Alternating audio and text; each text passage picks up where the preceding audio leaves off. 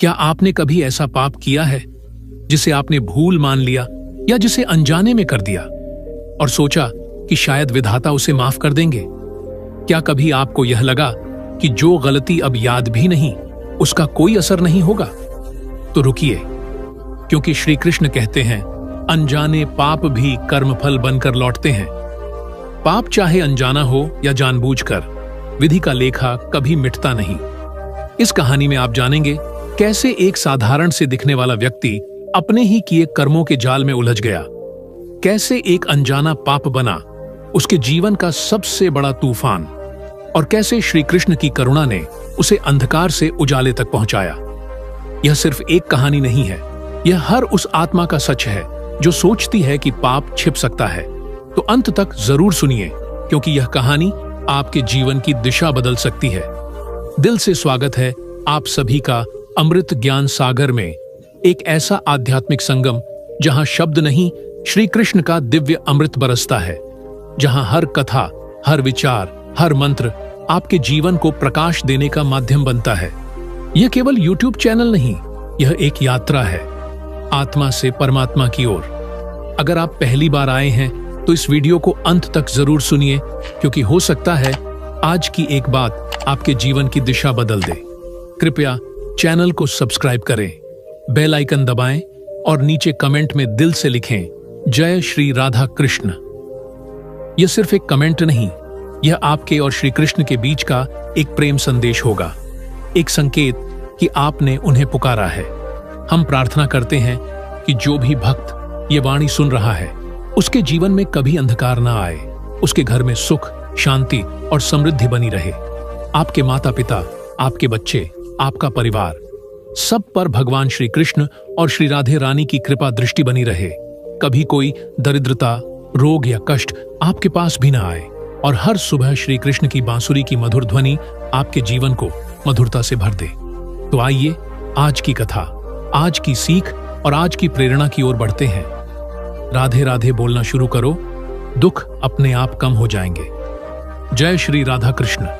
इस सृष्टि में हर कार्य का लेखा जोखा होता है। प्रत्येक कर्म, चाहे वह हमारे संज्ञान में हो या अज्ञान में, ब्रह्मांड की गहराइयों में दर्ज हो जाता है। यह कोई साधारण लेखा नहीं, यह विधि का लेखा है जो स्वयं ब्रह्मा, विष्णु और महेश के नियंत्रण में होता है। श्री कृष्ण कहते हैं, हे अर्जुन, जो जैसा कर्म करता है वैसा ही फल उसे भोगना ही पड़ता है। न कोई उससे बच सकता है, न कोई उसे टाल सकता है। यही सनातन सत्य है। कई बार मनुष्य यह सोचता है कि जो पाप उसने अनजाने में किया उसका क्या दंड होगा।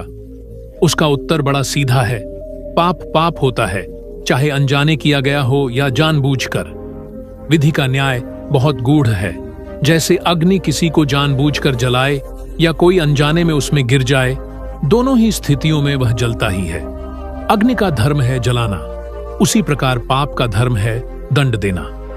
भगवान श्री कृष्ण ने महाभारत के युद्ध में केवल अर्जुन से ही नहीं, समस्त मानव जाति से यह वचन कहा, मैं सबके हृदय में स्थित हूं, और जो जैसा भाव रखकर मेरी ओर बढ़ता है मैं वैसा ही फल उसे देता हूं। किंतु हे पार्थ, जो अधर्म के पथ पर चलता है, चाहे वह राजा हो या रंक, ब्राह्मण हो या चांडाल, उसे विधि के विधान से नहीं बचाया जा सकता।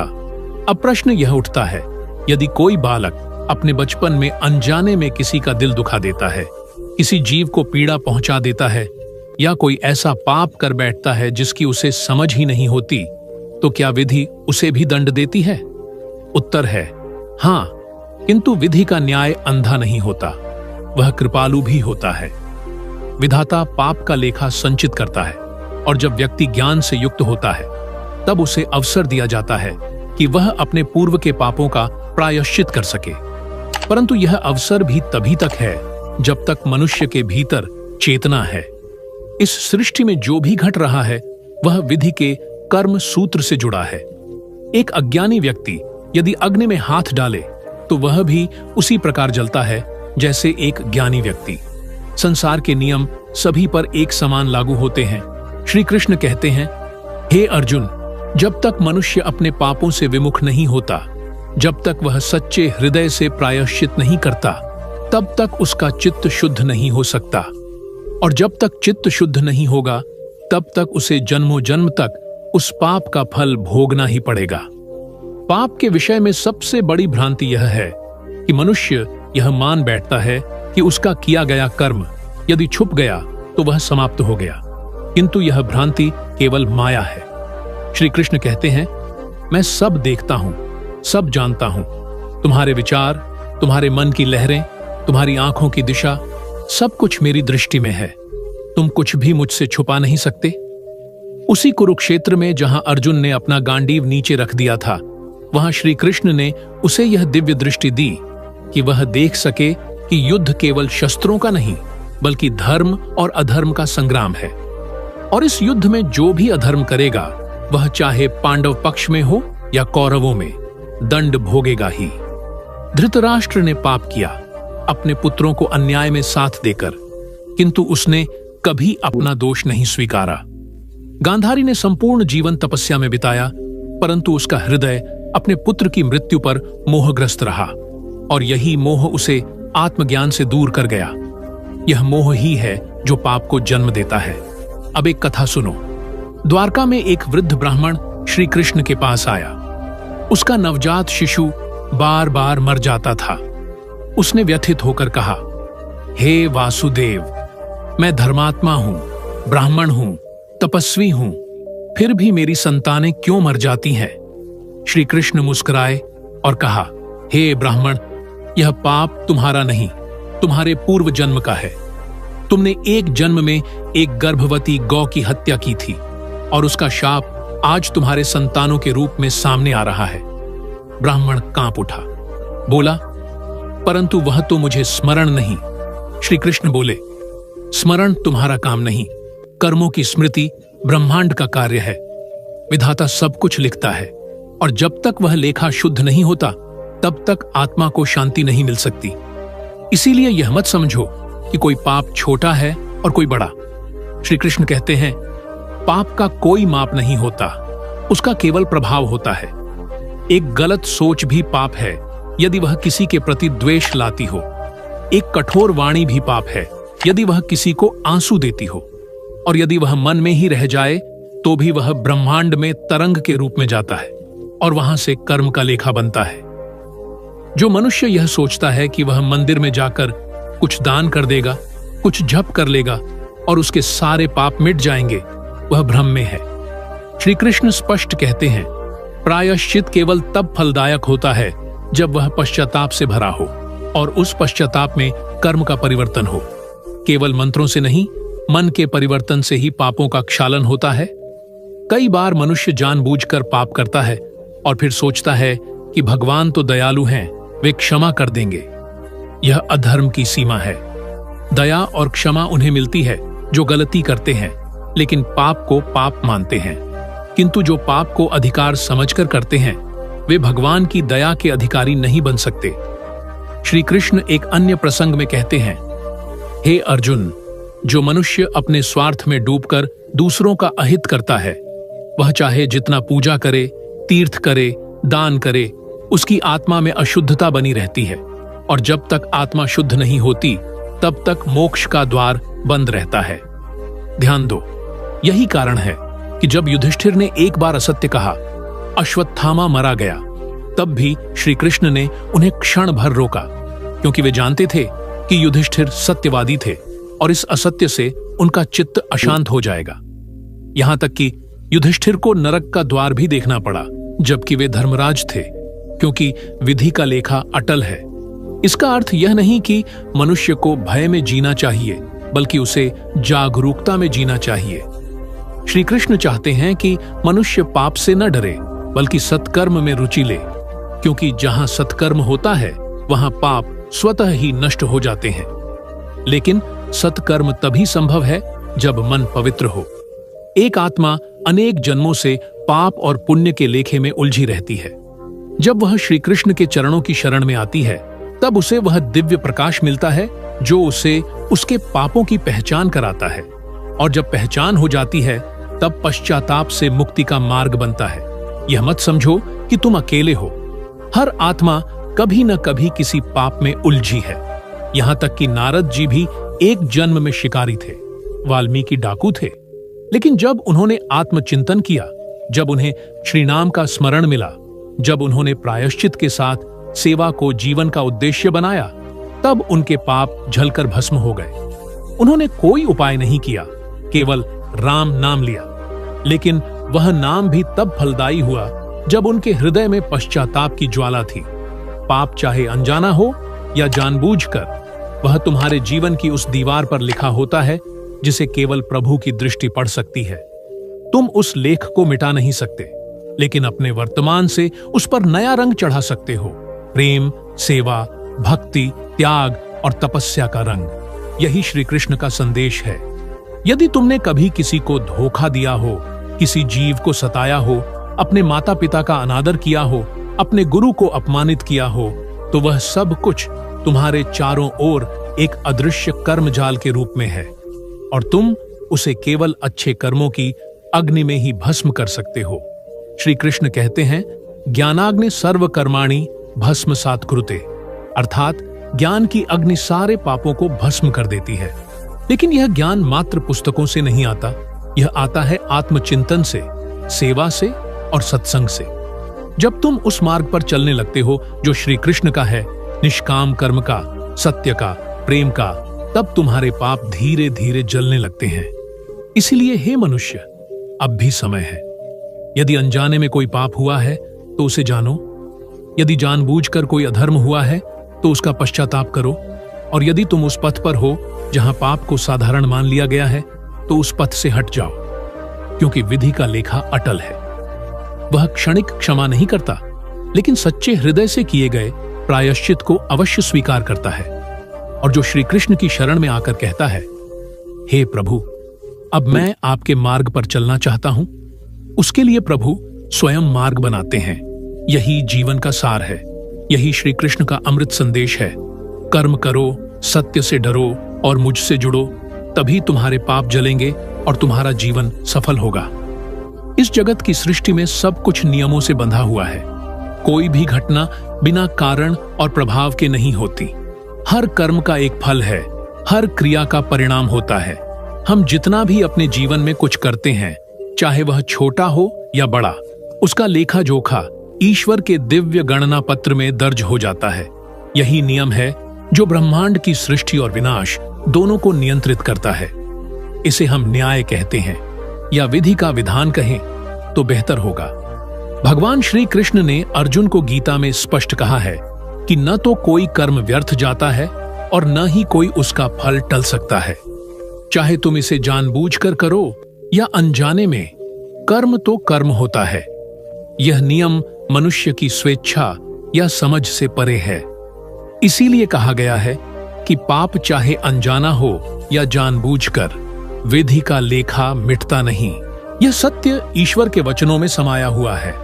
मनुष्य अक्सर यह सोचता है कि यदि उसने कोई गलती अनजाने में कर दी तो वह पाप नहीं होगा। वह स्वयं को सहज मानवीय भूलों का अधिकारी समझता है, लेकिन यही वह भ्रांति है जो मनुष्य को कर्म के जाल में फंसाती है। वास्तव में अनजाने में किया गया पाप भी उसी तरह अपने दंड का हकदार होता है। यदि कोई व्यक्ति बिना जानने समझे किसी जीव की हत्या करता है तो उसकी आत्मा पर उसी तरह के पापों का अंकुर लग जाता है जैसे जानबूझकर हत्या करने वाले पर। भले ही उसकी मंशा खराब ना हो, लेकिन परिणाम वही होता है। यह विधि की कठोरता नहीं, उसकी निश्चितता है। न्याय की इस गहराई को समझने के लिए हमें अपने कर्मों की प्रकृति को जानना होगा। भगवान श्री कृष्ण कहते हैं कि मनुष्य का स्वभाव द्रष्टव्य है। मनुष्य स्वभाव से ही कार्य करता है। कर्म उसके हृदय की गहराई से निकलता है। यदि मन में द्वेष, ईर्ष्या और अहंकार है तो उसका कर्म भी पाप होगा। यदि मन शुद्ध है और कर्म निष्काम भाव से किया गया है तो वह पुण्य होगा। अनजाने में यदि कोई कर्म किया गया हो पर मन शुद्ध हो तो उसका दंड कम हो सकता है, पर पूर्ण माफी नहीं मिलती। यही कारण है कि आध्यात्मिक ग्रंथों में प्रायश्चित की व्यवस्था है।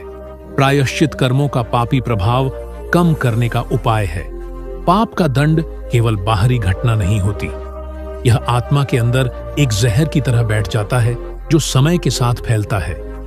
जैसे किसी वृक्ष के अंदर की सड़न धीरे धीरे पूरे वृक्ष को खराब कर देती है, वैसे ही पाप भी आत्मा की शुद्धता को नष्ट करता है। यदि हम अपनी आत्मा की सुरक्षा नहीं करेंगे तो वह पाप धीरे धीरे हमारे जीवन के हर पहलू में व्याप्त हो जाएगा। हमारे विचार, हमारी बातें, हमारे कर्म सभी पाप से दूषित हो जाएंगे। कई बार मनुष्य यह भूल जाता है कि उसका प्रत्येक कर्म उसका भविष्य निर्धारित करता है। हमारे पूर्वजों के कहे अनुसार जैसा कर्म करोगे वैसा फल पाओगे। यह केवल एक लोक कथा नहीं बल्कि एक वैज्ञानिक सत्य है। कर्म सिद्धांत हमें बताता है कि प्रत्येक क्रिया की ऊर्जा वापस उसी स्रोत में लौटती है। यदि कर्म पवित्र होगा तो ऊर्जा सकारात्मक रूप में लौटेगी और यदि कर्म पापी होगा तो ऊर्जा नकारात्मक रूप में। इसीलिए भगवान श्री कृष्ण अर्जुन को यह शिक्षा देते हैं कि कर्म करो पर फल की चिंता मत करो। कर्म करो पर अहंकार से दूर रहो। कर्म करो पर पाप और पुण्य के द्वेष से मुक्त रहो। यह भाव तभी संभव है जब हम अपने कर्मों के प्रति जागरूक हों और उनका सही ज्ञान रखें। जब हम अनजाने में कोई पाप करते हैं तो यह हमारी आत्मा की असावधानी का परिचायक होता है। यह दर्शाता है कि हम अभी तक अपनी चेतना का विस्तार नहीं कर पाए हैं। इसीलिए आध्यात्मिक जागरण जरूरी है। अपने भीतर झांकना और अपने कर्मों की समीक्षा करना आवश्यक है। हमें समझना होगा कि कौन सा कर्म पाप है और कौन सा पुण्य। केवल इस जागरूकता से हम पाप से बच सकते हैं। भगवान श्री कृष्ण के जीवन में हमें इसका उत्कृष्ट उदाहरण मिलता है। उन्होंने न केवल अपने शिष्यों को बल्कि संपूर्ण मानव जाति को यह संदेश दिया कि जीवन में धर्म का पालन करें। धर्म का अर्थ केवल नियमों का पालन नहीं है बल्कि वह हमारे विचारों, भावनाओं और कर्मों का उच्चतम स्वरूप है। जब हम अपने कर्मों को धर्म के अनुसार करते हैं तब वे कर्म हमें पाप से बचाते हैं। लेकिन यह भी सत्य है कि मनुष्य कभी कभी अपने स्वार्थ के लिए अधर्म का मार्ग चुन लेता है। उसे लगता है कि अधर्म से उसे शीघ्र लाभ होगा, परंतु भगवान श्री कृष्ण ने बताया कि यह लाभ केवल क्षणिक होता है। अंततः अधर्म का दंड उससे नहीं छूटता। उसका लेखा बही खाता सृजन और प्रलय के बीच की अवधि तक चलता रहता है। कई जन्मों के बाद भी यह दंड समाप्त नहीं होता। अर्जुन के उदाहरण से समझो। जब उन्होंने कुरुक्षेत्र के युद्ध में अपने संबंधियों और गुरुजनों को मारने का निर्णय लिया तो उनका मन द्वंद्व में पड़ा। लेकिन भगवान श्री कृष्ण ने उन्हें यह समझाया कि युद्ध धर्म के लिए आवश्यक था। यह धर्म और अधर्म के बीच संघर्ष था। श्री कृष्ण ने कहा कि जब अधर्म बढ़ेगा तब उसे रोकना धर्म है। यदि धर्म के मार्ग में संघर्ष करना पड़े तो उसे भी स्वीकारना चाहिए। यह जीवन की सच्चाई है कि कभी कभी हमें कठोर निर्णय लेने पड़ते हैं, परंतु ये निर्णय केवल धर्म के लिए होने चाहिए, न कि स्वार्थ के लिए। जो व्यक्ति स्वार्थ के लिए अधर्म करता है वह स्वयं अपने लिए नरक बनाता है। उसकी आत्मा पाप के गर्त में गिरती है। मनुष्य को यह भी जानना चाहिए कि पाप केवल कर्मों का दंड नहीं है बल्कि मन की अशुद्धि भी पाप है। यदि मन में नफरत, द्वेष, लोभ और माया है तो यह सबसे बड़ा पाप है। शुद्ध मन के बिना कोई कर्म पुण्य नहीं बन सकता। इसलिए भगवद गीता में भगवान श्री कृष्ण ने मन की शुद्धि पर अत्यधिक बल दिया है। उन्होंने कहा है कि यदि मन शांत और निर्मल होगा तभी व्यक्ति सच्चे कर्म कर पाएगा। कई बार मनुष्य के पाप का कारण उसकी अज्ञानता होती है। वह जानबूझकर अधर्म नहीं करता, पर उसकी अज्ञानता उसे गलत मार्ग पर ले जाती है। भगवान श्री कृष्ण ने कहा है कि ज्ञान ही अज्ञानता का नाशक है। जो व्यक्ति सच्चे ज्ञान की खोज करता है वह अज्ञानता और पाप से मुक्त हो जाता है। जब हम अपने भीतर झांकते हैं और अपने कर्मों का लेखा जोखा लेते हैं तब हमें अपने पापों का बोध होता है। यही बोध हमें पश्चाताप की ओर ले जाता है। पश्चाताप वही होता है जब हम अपने किए गए पापों को स्वीकार करते हैं और उनसे मुक्त होने की इच्छा रखते हैं। बिना पश्चाताप के पाप कभी नहीं मिटता। यही कारण है कि योग, साधना और भक्ति के माध्यम से मनुष्य अपने पापों को जलाने का प्रयास करता है। श्री कृष्ण की भक्ति में ऐसा ही एक महान संदेश निहित है। उन्होंने कहा कि यदि व्यक्ति सच्चे हृदय से उनके चरणों की शरण में आए तो वे उसके सारे पापों को भस्म कर देते हैं, परंतु वह शरण तभी फलदायक होती है जब वह मनुष्य अपने पापों को स्वीकारता है और सही मार्ग पर चलने का संकल्प करता है। केवल नाम का जाप बिना मन के परिवर्तन के पापों को नहीं मिटाता। कहानी है कि एक बार एक साधु ने श्री कृष्ण से पूछा, हे देव, यदि कोई मनुष्य अनजाने में बड़ा पाप कर बैठा तो क्या वह उसे माफ किया जाता है? श्री कृष्ण ने उत्तर दिया कि हे साधु, माफी तो है, लेकिन वह माफी पश्चाताप और प्रायश्चित से प्राप्त होती है। बिना प्रायश्चित के पाप बना रहता है। जैसे शुद्ध जल के बिना कोई घड़ा साफ नहीं होता, वैसे ही प्रायश्चित के बिना आत्मा शुद्ध नहीं हो सकती। इस संसार में पाप का प्रभाव केवल व्यक्ति के जीवन तक सीमित नहीं रहता, वह उसके परिवार, समाज और यहां तक कि आने वाली पीढ़ियों तक फैल जाता है। यही कारण है कि धर्मशास्त्र में वंश के पुण्य और पाप का उल्लेख मिलता है। यदि पूर्वजों ने धर्म का पालन किया तो उनके वंशज सुखी रहते हैं। यदि उन्होंने अधर्म किया तो उनके वंशजों को कष्ट सहना पड़ता है। इसीलिए मनुष्य को अपने कर्मों के प्रति सजग रहना चाहिए। कभी कभी मनुष्य इस तथ्य से भी अनजान होता है कि उसके कर्मों का प्रभाव दूरगामी होता है। उसका एक छोटा सा पाप भी अगले जन्मों में उसे कष्ट दे सकता है। इसलिए कर्मों का सही प्रकार से चयन करना अत्यंत आवश्यक है। भगवान श्री कृष्ण ने इस विषय में कहा है कि जो व्यक्ति अपने कर्मों का लेखा जोखा रखता है वह बुद्धिमान कहलाता है। आध्यात्मिकता का मार्ग कठिन है क्योंकि यह मनुष्य के स्वार्थ, लालच और मोह को त्यागने की मांग करता है। श्री कृष्ण ने कहा है कि मनुष्य को अपने स्वार्थ को छोड़कर केवल धर्म के मार्ग पर चलना चाहिए। यह त्याग और तपस्या का मार्ग बहुत समय पहले की बात है। एक छोटे से गांव में एक सज्जन किसान रहता था जिसका नाम था हरिदास। हरिदास अपने काम में ईमानदार, सरल और मेहनती था।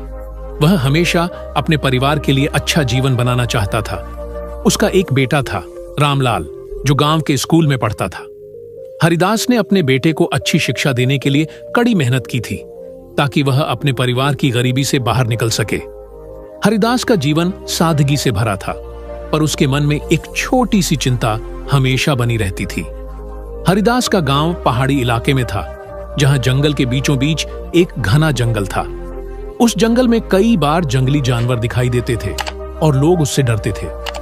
एक दिन जब हरिदास खेत से घर लौट रहा था तो उसे रास्ते में एक घायल हिरण मिला। हिरण की टांग टूटी हुई थी और वह दर्द से कराह रहा था।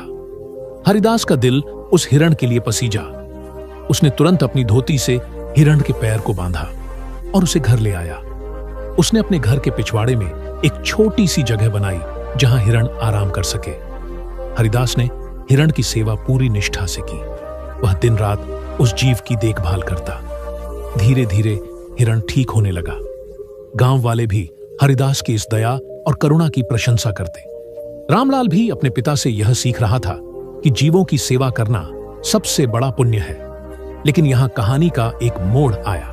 एक दिन गांव में खबर आई कि जंगल के बीचों बीच एक जंगली बाघ बहुत परेशान कर रहा है। वह बाघ कई बार गांव के छोटे बच्चों को डराता था और पशुओं को मार डालता था। गांव के लोग उस बाघ को मारने के लिए एक शिकारी भेजने का निर्णय करने लगे। हरिदास भी इस बात से सहमत था क्योंकि वह चाहता था कि गांव सुरक्षित रहे। एक शाम हरिदास और कुछ गांव वाले जंगल में उस बाघ का पीछा करने निकले, लेकिन रास्ते में अचानक ही हरिदास के पैर फिसल गए और वह गहरी खाई में गिर गया। उसे लगा कि वह मर जाएगा। तभी अचानक उस घायल हिरण ने उस बाघ से लड़ना शुरू कर दिया ताकि हरिदास को बचाया जा सके। हिरण ने बाघ पर वार किए, पर बाघ जंगली था और शक्तिशाली। उस लड़ाई में हिरण बुरी तरह घायल हो गया और अंत में बाघ ने हिरण को मार डाला। हरिदास दुखी था। उसने हिरण के लिए अपने दिल में गहरा दर्द महसूस किया। उस रात वह सोचता रहा कि क्या वह सही कर रहा था कि उस जंगल में रहने वाले जंगली जानवरों को मारने का पक्षधर था। क्या उसने उस हिरण के जीवन का सम्मान नहीं किया था? क्या उसके कर्मों में कहीं कोई पाप छुपा था? धीरे धीरे हरिदास ने महसूस किया कि भले ही उसने जानबूझकर उस हिरण की रक्षा की, परंतु उसने अनजाने में उस जंगली बाघ को मारने का प्रयास किया, जिससे प्राकृतिक संतुलन बिगड़ा। हरिदास को यह समझ आने लगी कि प्रकृति में हर जीव का अपना स्थान है। किसी एक जीव को समाप्त करने का अर्थ पूरे संतुलन को तोड़ देना है। यह कर्म चाहे जानबूझकर हो या अनजाने में, उसका परिणाम निश्चित है। कुछ वर्षों बाद रामलाल बड़े होकर एक विद्वान योगी और दार्शनिक बन गए। उसने अपने पिता से यह कहानी सुनी और भगवान श्री कृष्ण के उपदेशों के अनुसार इस कहानी का अर्थ समझा। उसने यह जाना कि हमारे कर्मों का परिणाम हमेशा आता है, चाहे हम उसे जानबूझकर करें या अनजाने में।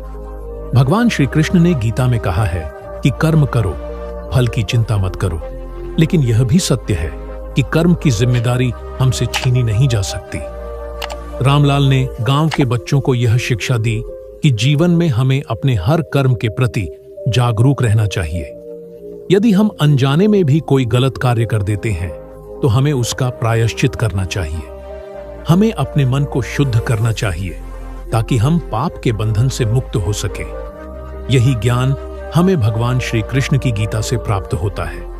इस कहानी से यह भी समझ आता है कि जीवन में कभी कभी हमें कठिन निर्णय लेने पड़ते हैं, लेकिन हमें हमेशा धर्म और न्याय की राह पर चलना चाहिए। यदि हम अपने कर्मों के प्रति सजग रहेंगे तो पाप की जंजीरें टूटेंगी और हम अपने जीवन में सच्ची शांति और मोक्ष प्राप्त कर सकेंगे। हरिदास की कहानी हमें यह सिखाती है कि पाप चाहे अनजाना हो या जानबूझकर, उसका लेखा जोखा तो हमें ही देना पड़ता है। इसीलिए हमें सदैव अपने कर्मों का मूल्यांकन करना चाहिए और भगवान श्री कृष्ण के आदेशों का पालन करते हुए अपने जीवन को धर्म की ओर अग्रसर करना चाहिए। मेरे प्रिय श्रोतागण, जीवन एक पवित्र यात्रा है। इस यात्रा में हर व्यक्ति को कर्मों के फल भुगतने होते हैं, चाहे वह कर्म छोटा हो या बड़ा, पाप हो या पुण्य, उसका लेखा जोखा निश्चित होता है। भगवान श्री कृष्ण ने गीता में कहा है कि कर्म का फल अवश्य मिलता है और इस न्याय से कोई भी बच नहीं सकता। न तो कोई छोटा पाप है, न कोई बड़ा, न तो कोई अनजाने में किया गया कर्म है, न जानबूझकर। दोनों के लिए परिणाम निर्धारित है और वह परिणाम हमारे सामने किसी न किसी रूप में अवश्य आता है। यह सत्य हमारे जीवन की सबसे बड़ी सच्चाई है, जिसे हम स्वीकार करें या न करें, पर उससे बच नहीं सकते। इसी सच्चाई को समझने के लिए मैं आज एक गहन कथा और उपदेश लेकर आया हूं, जो हमें हमारे कर्मों के प्रति सजग बनाएगा और जीवन की असली माया से अवगत कराएगा। बहुत वर्षों पहले की बात है। एक छोटे से गांव में एक किसान रहता था, जिसका नाम हरिदास था।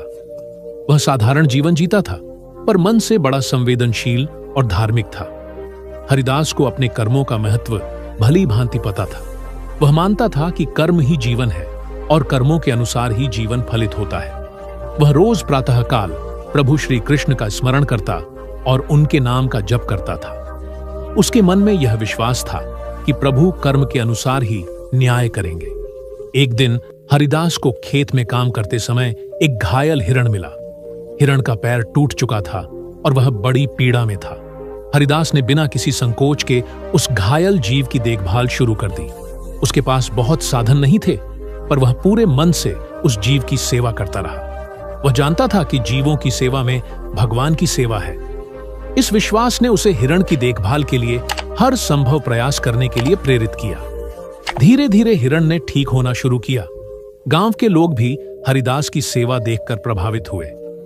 उनकी भी यही राय थी कि हरिदास ने एक बड़ा पुण्य कार्य किया है, परंतु प्रकृति का अपना नियम था।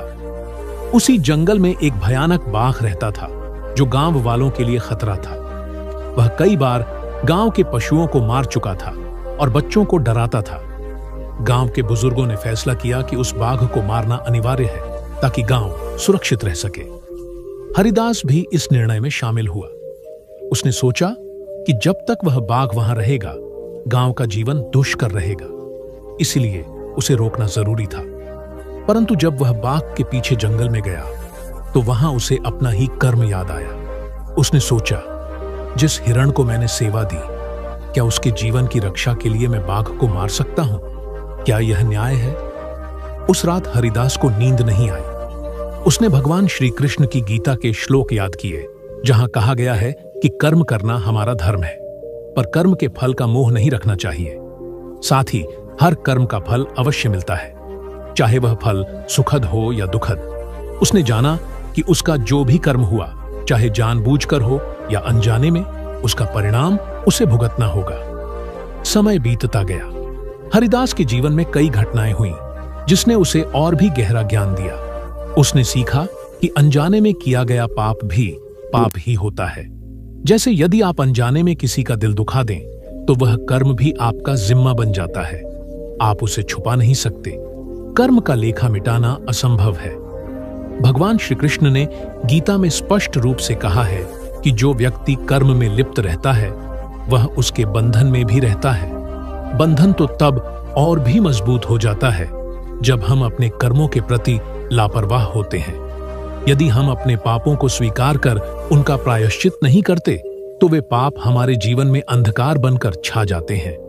हरिदास की कहानी हमें यही सिखाती है कि जीवन में हमेशा सतर्क रहना चाहिए। हमें अपने कर्मों को समझदारी से करना चाहिए। यदि कभी अनजाने में भी कोई गलत कर्म हो जाए तो हमें तुरंत उसका प्रायश्चित करना चाहिए।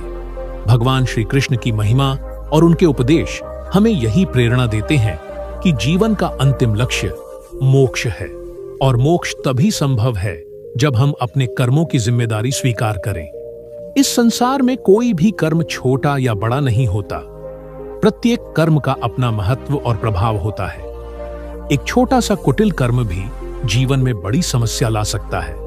इसलिए हमें हर कदम सोच समझकर उठाना चाहिए। श्री कृष्ण ने गीता में कहा है कि जो व्यक्ति अपने कर्मों के फल से भयभीत रहता है और फिर भी धर्म के अनुसार कर्म करता है वह महान होता है। इसीलिए हमें अपने कर्तव्य से पीछे नहीं हटना चाहिए, पर फल की चिंता भी त्यागनी चाहिए। हरिदास की कथा के साथ एक और उदाहरण मैं आप सबके सामने रखना चाहता हूं। एक राजा था जिसका नाम विक्रमादित्य था। वह न्यायप्रिय और धर्मात्मा था। उसने अपने राज्य में सभी के लिए न्याय सुनिश्चित किया। परंतु एक दिन एक दुर्घटना हुई जिसमें राजा की एक भूल के कारण एक निर्दोष व्यक्ति की मौत हो गई।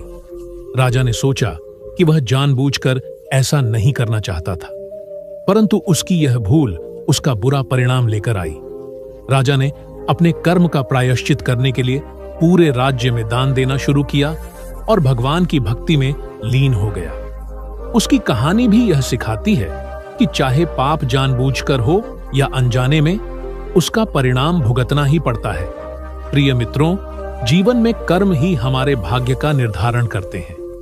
भगवान श्री कृष्ण की गीता हमें सिखाती है कि हमें कर्म करते समय न तो मोह में पड़ना चाहिए और न ही अपने कर्म के परिणाम से डरना चाहिए, परंतु यह भी सत्य है कि हमारे कर्मों का लेखा जोखा ईश्वर के न्याय के सामने हमेशा उपस्थित रहता है। वह न्याय कभी गलत नहीं होता। इसलिए हमें सदैव अपने कर्मों का मूल्यांकन करते रहना चाहिए। हमें अपने मन को शुद्ध रखना चाहिए और हमेशा सत्य, धर्म और न्याय के मार्ग पर चलना चाहिए। केवल इसी मार्ग पर चलकर हम अपने पापों से मुक्त हो सकते हैं और जीवन में सच्ची शांति प्राप्त कर सकते हैं। भगवान श्री कृष्ण की कथा, गीता के उपदेश और हरिदास जैसे साधारण व्यक्ति की जीवन गाथा हमें यही संदेश देती है कि पाप चाहे अनजाने हो या जानबूझकर, उसका लेखा मिटता नहीं। इसीलिए जीवन में हमेशा सतर्कता और ईमानदारी के साथ कर्म करें। कर्म करते समय भगवान को स्मरण करें और उनके आदेशों का पालन करें। इससे जीवन सफल होगा और मन की शांति बनी रहेगी। मैं आशा करता हूं कि यह कथा और उपदेश आपके जीवन में प्रकाश लेकर आएंगे और आपको अपने कर्मों के प्रति सजग और जागरूक बनाएंगे। धन्यवाद। मानव जीवन की सबसे बड़ी सच्चाई यही है कि हर कर्म का फल निश्चित होता है। चाहे वह कर्म कोई भी हो, वह पाप हो या पुण्य, जानबूझकर किया गया हो या अनजाने में, उसका हिसाब किताब अंतिम रूप से न्याय के पटल पर आता है। हमारे प्राचीन धर्म ग्रंथों में यह स्पष्ट रूप से लिखा है कि जीवन का सार कर्म है। कर्मों के बिना कोई जीवित नहीं रह सकता। कर्मों के प्रभाव से ही हमारा जीवन फलित होता है, चाहे वह सुख का हो या दुख का। जब हम पाप और पुण्य की बात करते हैं तो अक्सर यह समझना जरूरी हो जाता है कि पाप केवल उस कर्म को नहीं कहते जो हम जानबूझकर करते हैं। कई बार अनजाने में किया गया कर्म भी पाप कहलाता है। इसका अर्थ यह है कि जब हम अपने मन, वचन या कर्म से किसी का हानि करते हैं, चाहे वह जानबूझकर हो या बिना जानने के, उसका लेखा अंत में ईश्वर के न्याय के सामने आकर बैठता है। यह न्याय अटल है और इसे कोई भी छला नहीं सकता। भगवान श्री कृष्ण ने गीता में कर्मयोग का मार्ग समझाते हुए कहा है कि कर्म करते रहो, लेकिन फल की चिंता मत करो। यह उपदेश हमें कर्म करते समय मन को स्थिर रखने की शिक्षा देता है, परंतु इसका अर्थ यह नहीं कि हम अपने कर्मों के प्रति लापरवाह हो जाएं। हमें अपने कर्मों के नैतिक और आध्यात्मिक पक्ष को समझना होगा। हमें हर कर्म की गहराई तक जाकर देखना होगा कि क्या हम सही कर रहे हैं या नहीं। पाप चाहे अनजाना हो या जानबूझकर, वह हमारे जीवन में प्रतिफल के रूप में अवश्य आता है। इसके अलावा पाप के परिणामों से बचने का एकमात्र मार्ग है आत्मा की सुध और ईश्वर की शरण। इस विषय को समझाने के लिए मैं आपको एक गहरी और मार्मिक कहानी सुनाता हूं, जो जीवन के कर्मों की जटिलताओं और उनके परिणामों को बखूबी दर्शाती है। बहुत समय पहले की बात है। एक छोटे से गांव में एक युवक रहता था जिसका नाम अर्जुन था। अर्जुन का परिवार साधारण था और वे खेती बाड़ी करके अपने जीवन का निर्वाह करते थे। अर्जुन बहुत मेहनती और सरल स्वभाव का था, पर उसकी एक कमजोरी थी कि वह अपनी क्रोध पर नियंत्रण नहीं कर पाता था। छोटे छोटे मामलों पर वह गुस्सा हो जाता और लोग उससे दूरी बनाते। एक दिन गांव में एक लड़ाई हो गई। अर्जुन के छोटे भाई की किसी और बच्चे से नोकझोंक हुई और लड़ाई बढ़ गई। गुस्से में अर्जुन ने उस लड़के को इतना जोर से थप्पड़ मार दिया कि वह लड़का गिरकर घायल हो गया। यह देख गांव के बुजुर्गों ने अर्जुन को समझाया कि गुस्सा धर्म के खिलाफ है और क्रोध में किया गया कर्म हमेशा कष्ट देता है। पर अर्जुन ने सोचा कि वह तो केवल अपने भाई की रक्षा कर रहा था, उसे अपने कर्म में कोई पाप नहीं दिखा। कुछ दिनों बाद गांव में एक भयंकर महामारी फैल गई। बहुत से लोग बीमार हो गए। अर्जुन के परिवार में भी बुरा समय आया। उसकी मां गंभीर रूप से बीमार हो गई और गांव के लोग कहते थे कि यह सब अर्जुन के क्रोध और हिंसा का फल है। अर्जुन ने इसे गंभीरता से नहीं लिया और कहा कि यह सब तो नियति है। फिर एक दिन गांव में एक तपस्वी आए। उन्होंने अर्जुन को बुलाया और कहा कि वह अपने कर्मों का हिसाब अभी तक नहीं समझ पाया है। उन्होंने कहा कि पाप चाहे जानबूझकर हो या अनजाने में, उसका फल अवश्य आता है। तपस्वी ने अर्जुन को भगवान श्री कृष्ण की गीता का अध्ययन करने की सलाह दी। उन्होंने कहा कि गीता में यह स्पष्ट कहा गया है कि कर्म के फल से भागना संभव नहीं, पर आत्मा की शुद्धि से हम अपने पापों को कम कर सकते हैं। अर्जुन ने तपस्वी की बात मानी और गीता पढ़ने लगा। उसने जाना कि क्रोध मनुष्य के सबसे बड़े शत्रु है और क्रोध में किया गया कर्म पाप के समान है। उसने समझा कि वह अपने क्रोध को नियंत्रित नहीं कर सका, इस कारण उसका कर्म भी दोषपूर्ण हुआ। वह रोया, पश्चाताप किया और भगवान श्री कृष्ण से क्षमा मांगी। उसने अपने कर्मों का प्रायश्चित करने का संकल्प लिया। आगे बढ़ते हुए अर्जुन ने गुस्सा पर नियंत्रण पाया, अपने मन को शांत किया और गांव में सेवा कार्य करने लगा। धीरे धीरे उसकी मां स्वस्थ हो गई और गांव में भी शांति स्थापित हुई। अर्जुन का जीवन बदल गया। उसने यह समझ लिया कि पाप चाहे अनजाने हो या जानबूझकर किया गया हो, उसका लेखा जोखा ईश्वर के सामने अवश्य होता है, लेकिन पश्चाताप और सुधार का मार्ग भी खुला रहता है। यह कहानी हमें यह सिखाती है कि हमारे कर्मों की जिम्मेदारी हमें स्वयं उठानी होती है। जीवन में अगर हमने कभी गलती की तो हमें उसे छुपाने की बजाय स्वीकारना चाहिए और सुधार के लिए प्रयास करना चाहिए। अनजाने में हुआ पाप भी हमारी आत्मा पर असर डालता है और हमें उसका हिसाब देना पड़ता है। अब बात करते हैं भगवान श्री कृष्ण के उपदेशों की। गीता में भगवान ने कहा है कि मनुष्य को अपने कर्मों का अधिकारी होना चाहिए। कर्म करते समय फल की चिंता नहीं करनी चाहिए, लेकिन अपने कर्मों की शुद्धता और धर्म का पालन अवश्य करना चाहिए।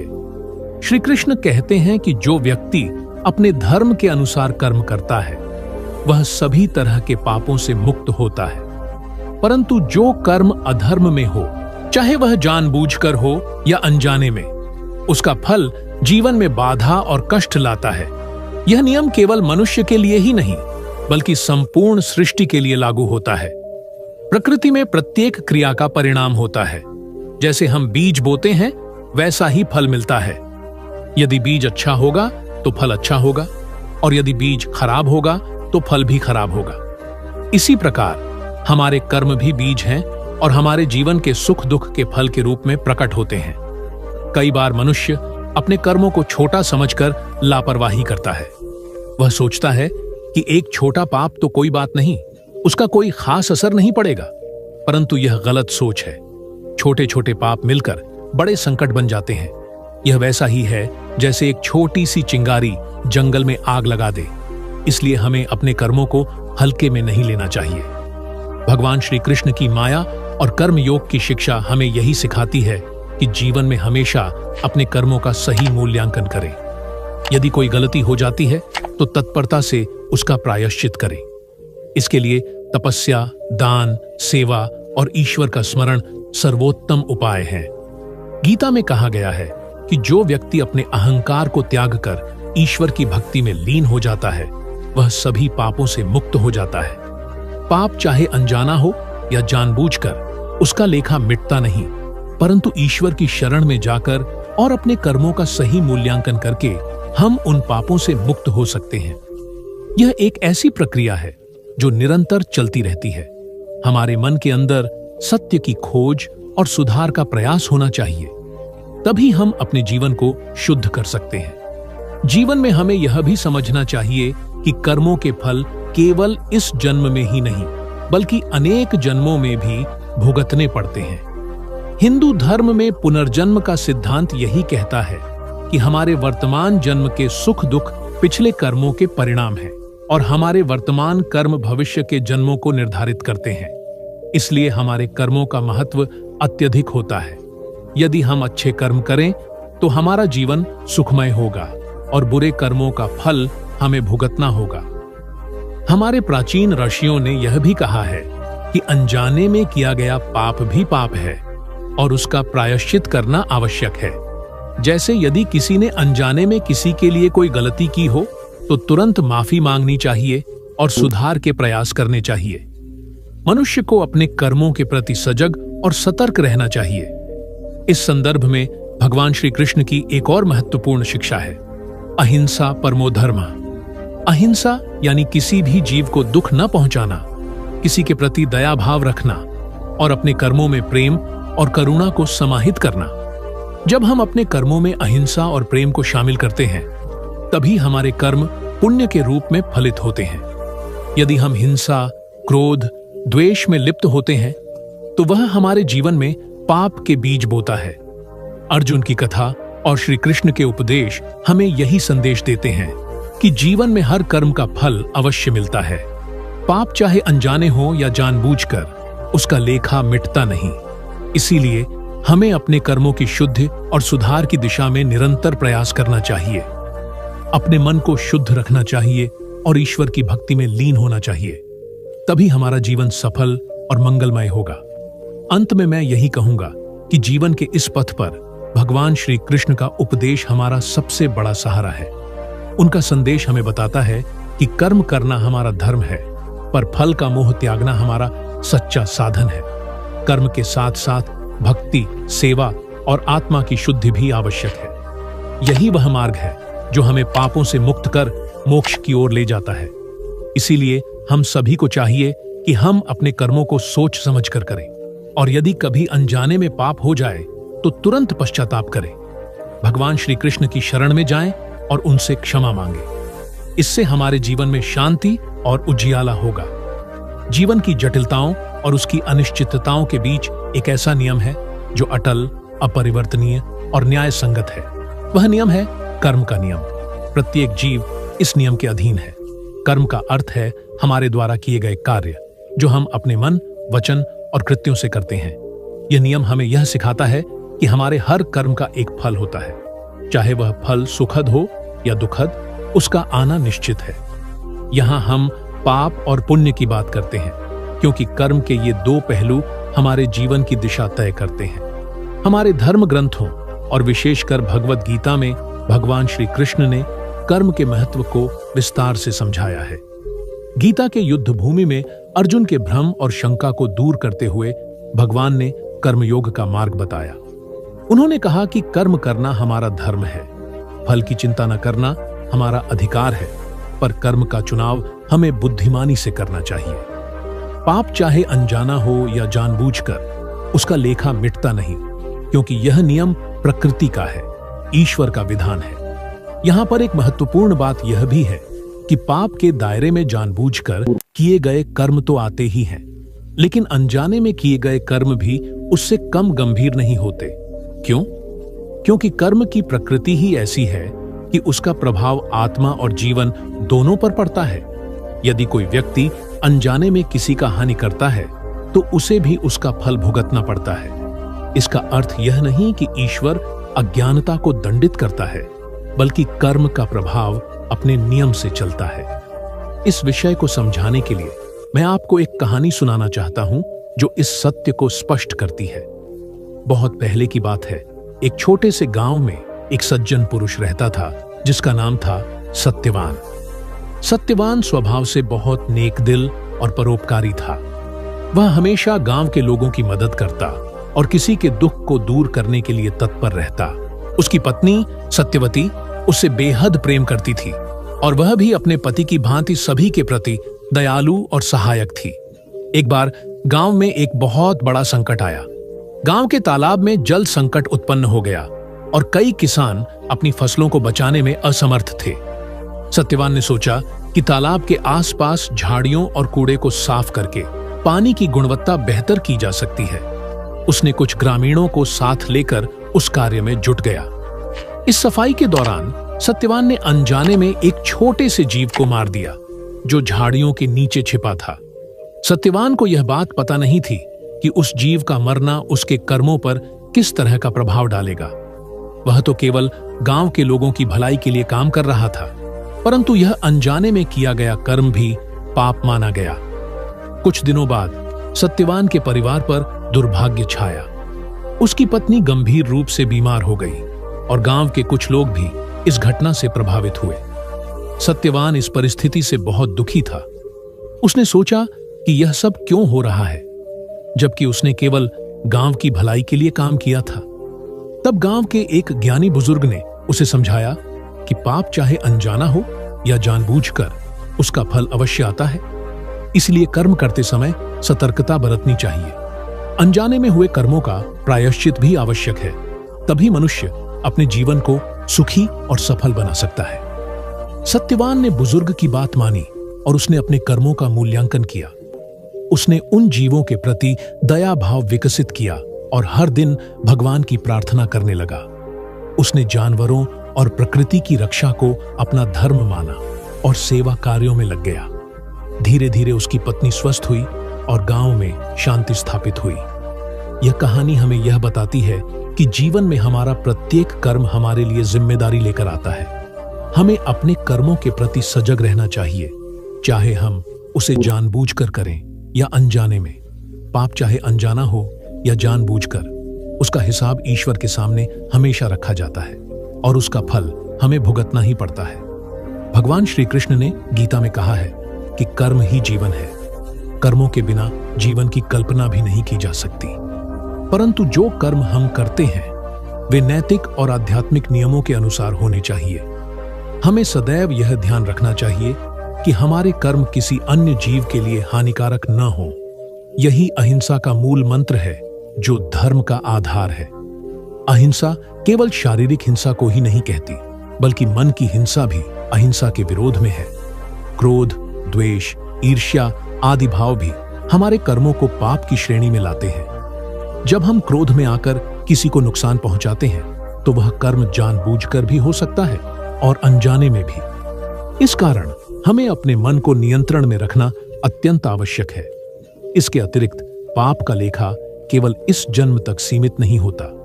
हमारी आत्मा पुनः जन्म लेती है और पिछले जन्मों के कर्मों का फल नए जन्म में भुगतना पड़ता है। यही कारण है कि हम अपनी वर्तमान स्थिति को समझकर अच्छे कर्म करने की ओर अग्रसर होते हैं। यदि हम अपने कर्मों की शुद्धि नहीं करते तो हमारे पाप हमें कई जन्मों तक कष्ट देते रहते हैं। यहां भगवान श्री कृष्ण का यह उपदेश याद रखना चाहिए कि जो मनुष्य अपने कर्मों को भगवान को समर्पित कर देता है वह सभी पापों से मुक्त हो जाता है।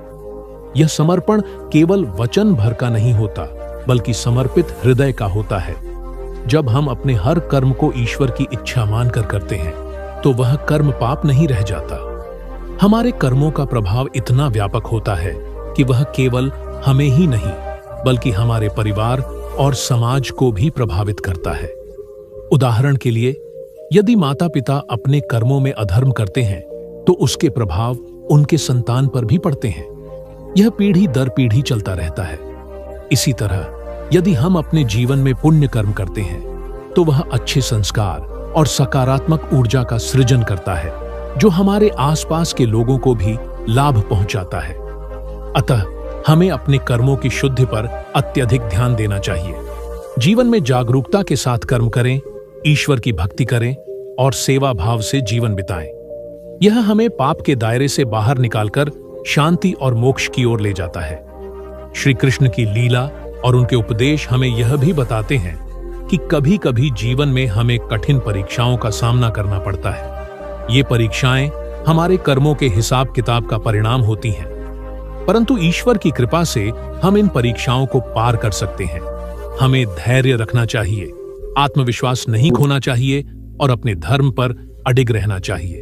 अंत में मैं यही कहना चाहता हूं कि पाप चाहे अनजाना हो या जानबूझकर किया गया हो, उसका लेखा मिटता नहीं, परंतु हमें निराश होने की बजाय सुधार का मार्ग अपनाना चाहिए। पश्चाताप करें, अपने कर्मों को शुद्ध करें और भगवान की शरण में जाएं। यही जीवन का सार है, यही सफलता का मंत्र है। भगवान श्री कृष्ण की शरण में जीवन का प्रत्येक पाप धुल जाता है और व्यक्ति सुख, शांति और मोक्ष प्राप्त करता है। इसलिए हमें सदैव अपने कर्मों को भगवान की इच्छा के अनुरूप करना चाहिए और अहिंसा, दया, प्रेम के साथ जीवन व्यतीत करना चाहिए। सत्यवान की कहानी जहां खत्म हुई थी, वहां से आगे बढ़ते हुए हमें यह देखना होगा कि जीवन के हर पहलू में कर्म का कितना महत्वपूर्ण स्थान है। सत्यवान ने समझ लिया था कि अनजाने में भी किए गए कर्मों का फल भुगतना पड़ता है और उसने अपने कर्मों के प्रति सजग रहने की ठानी। परंतु जीवन में कई बार इंसान को अपनी गलतियों और पापों के बोझ से बाहर निकलना इतना आसान नहीं होता।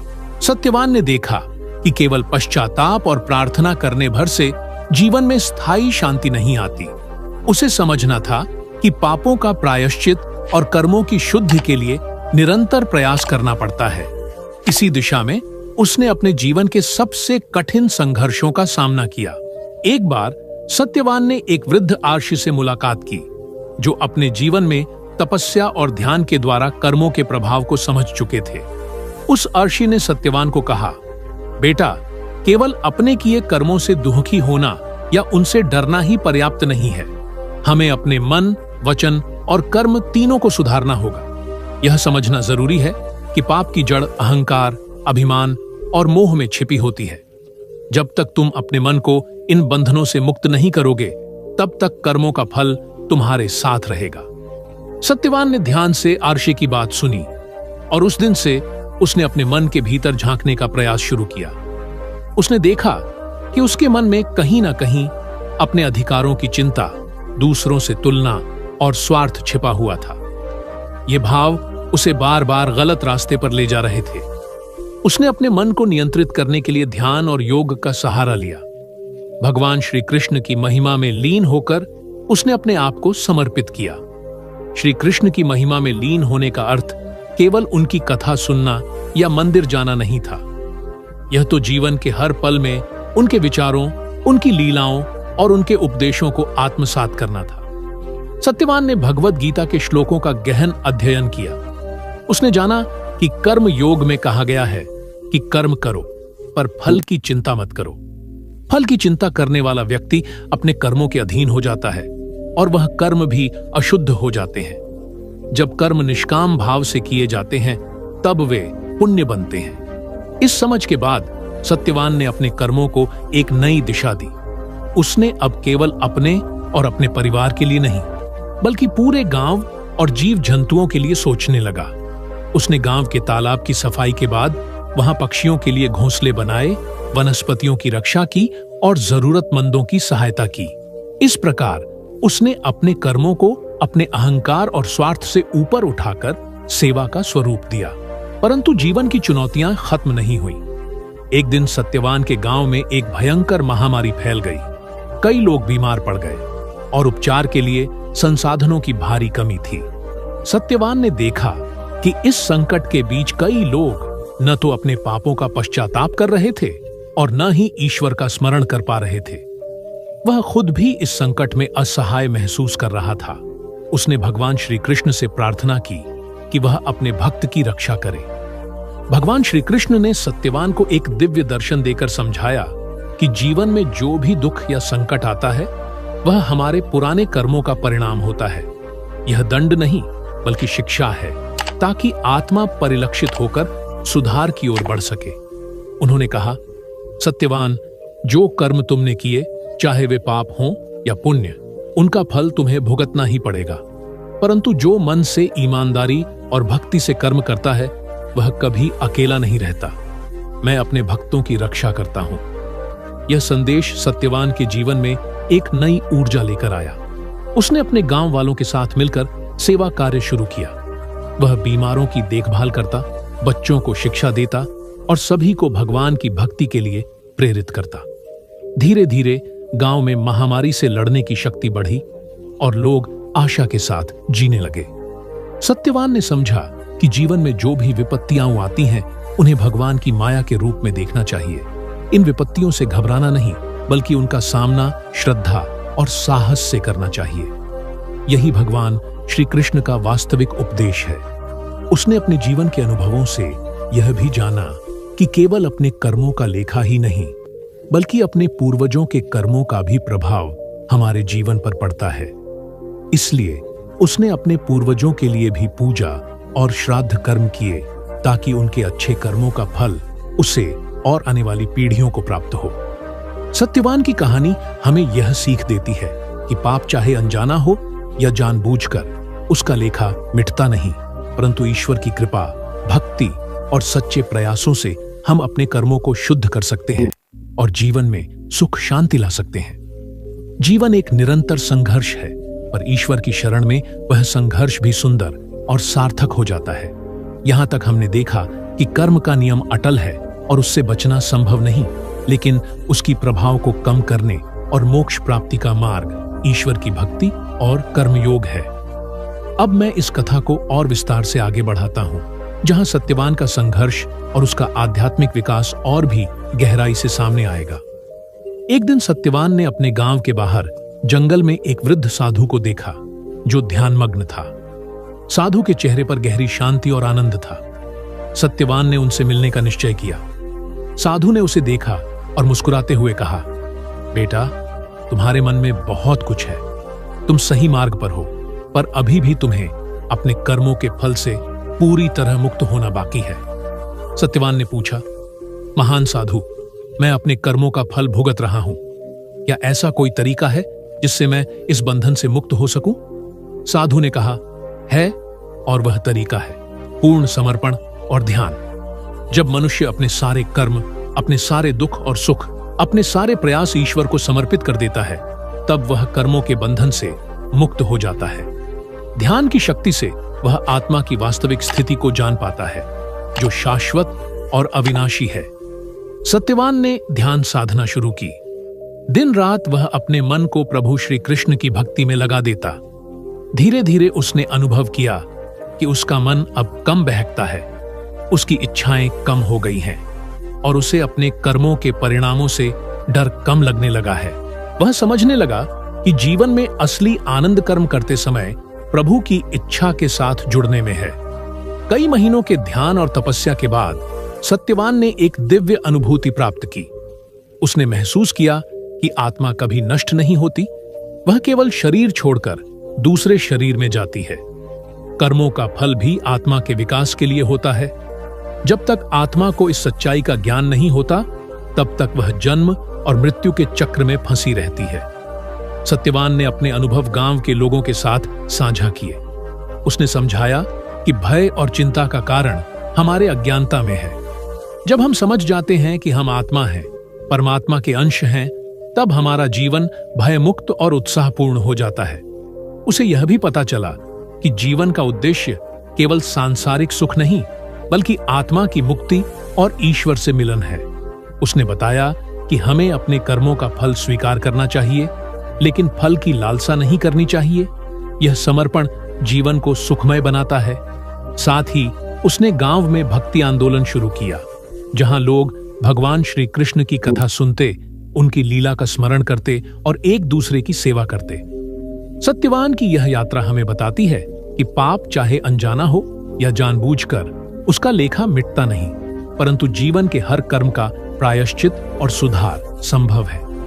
ईश्वर की भक्ति, समर्पण और ध्यान के द्वारा हम अपने जीवन को नई दिशा दे सकते हैं। कर्म का बंधन तो रहता है, लेकिन उसकी जंजीरें धीरे धीरे टूटती चली जाती हैं। यह यात्रा केवल सत्यवान की नहीं, बल्कि हम सभी की है। हम सब अपने कर्मों के लिए जिम्मेदार हैं। हमें अपनी गलतियों को स्वीकार करके, उनसे सीख लेकर और ईश्वर की शरण लेकर जीवन को सार्थक बनाना है। इसी में असली मानवता है और इसी में मोक्ष है।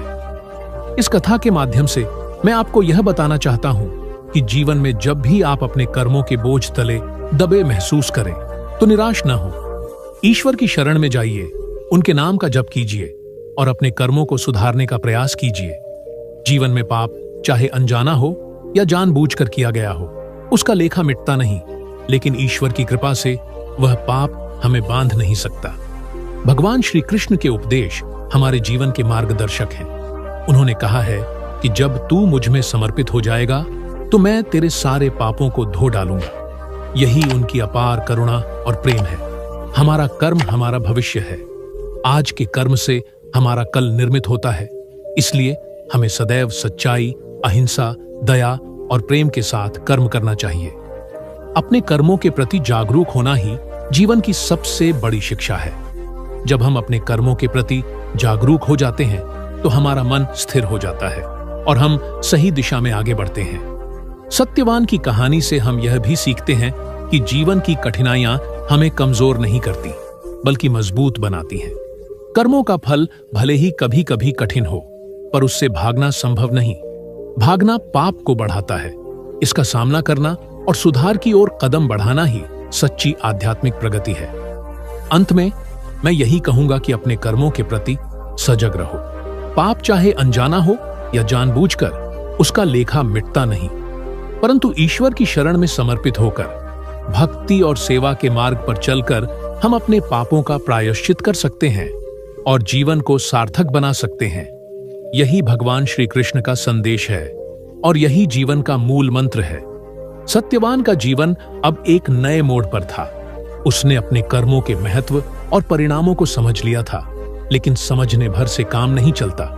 कर्मों का बोझ कितना भारी होता है, यह केवल वही जान सकता है जिसने इसे अपने अनुभव से महसूस किया हो। सत्यवान ने ठाना कि वह अपने कर्मों को सुधार कर एक ऐसा जीवन जिएगा जिससे न केवल उसका, बल्कि उसके परिवार और समाज का भी कल्याण हो। एक दिन उसने देखा कि गांव के कुछ युवक नशे की आदत में डूबे हुए थे। वे अपने परिवारों को दुख देते, खेतीबाड़ी की उपेक्षा करते और गांव के कामों में हिस्सा नहीं लेते थे। सत्यवान ने सोचा, क्या यह पापों का दायरा इतना फैल गया है कि युवा पीढ़ी भी इससे अछूती नहीं? उसने अपने मन में यह संकल्प लिया कि वह इन युवाओं को सही मार्ग दिखाएगा, परंतु यह आसान नहीं था। कई बार उसे तिरस्कार मिला, कई बार हंसी और अवहेलना, पर सत्यवान हार नहीं माना। उसने भगवान श्री कृष्ण की भक्ति को अपनी ताकत बनाया। गीता के उस श्लोक को वह बार बार पढ़ता, कर्मण्येवाधिकारस्ते मा फलेषु कदाचन। इसका अर्थ था कि कर्म करना हमारा अधिकार है, फल की चिंता नहीं करनी चाहिए। यह दर्शन उसे कर्म के प्रति निरंतर लगन और धैर्य सिखाता। उसने युवाओं को समझाना शुरू किया कि कर्म को सही दिशा में लगाना जरूरी है। जो कर्म पुण्य के लिए होते हैं, वे मनुष्य को ऊंचा उठाते हैं। जो पाप के लिए होते हैं, वे गिराते हैं। इस संसार में कोई भी कर्म व्यर्थ नहीं जाता। धीरे धीरे युवाओं में बदलाव आने लगा। वे सत्यवान के साथ गांव की सफाई, खेती और शिक्षा में भाग लेने लगे।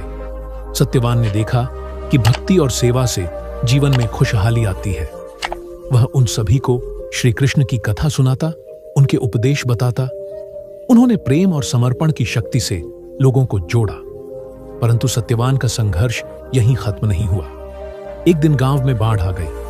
पानी इतना बढ़ गया कि लोग अपने घरों से बाहर भागने को मजबूर हो गए। कई लोगों के पास खाने पीने का सामान नहीं था।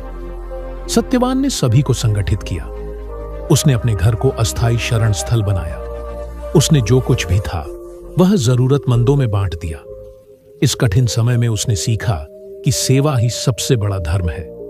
पाप चाहे किसी ने जानबूझकर किया हो या अनजाने में, उसका लेखा एक दिन मिलता ही है।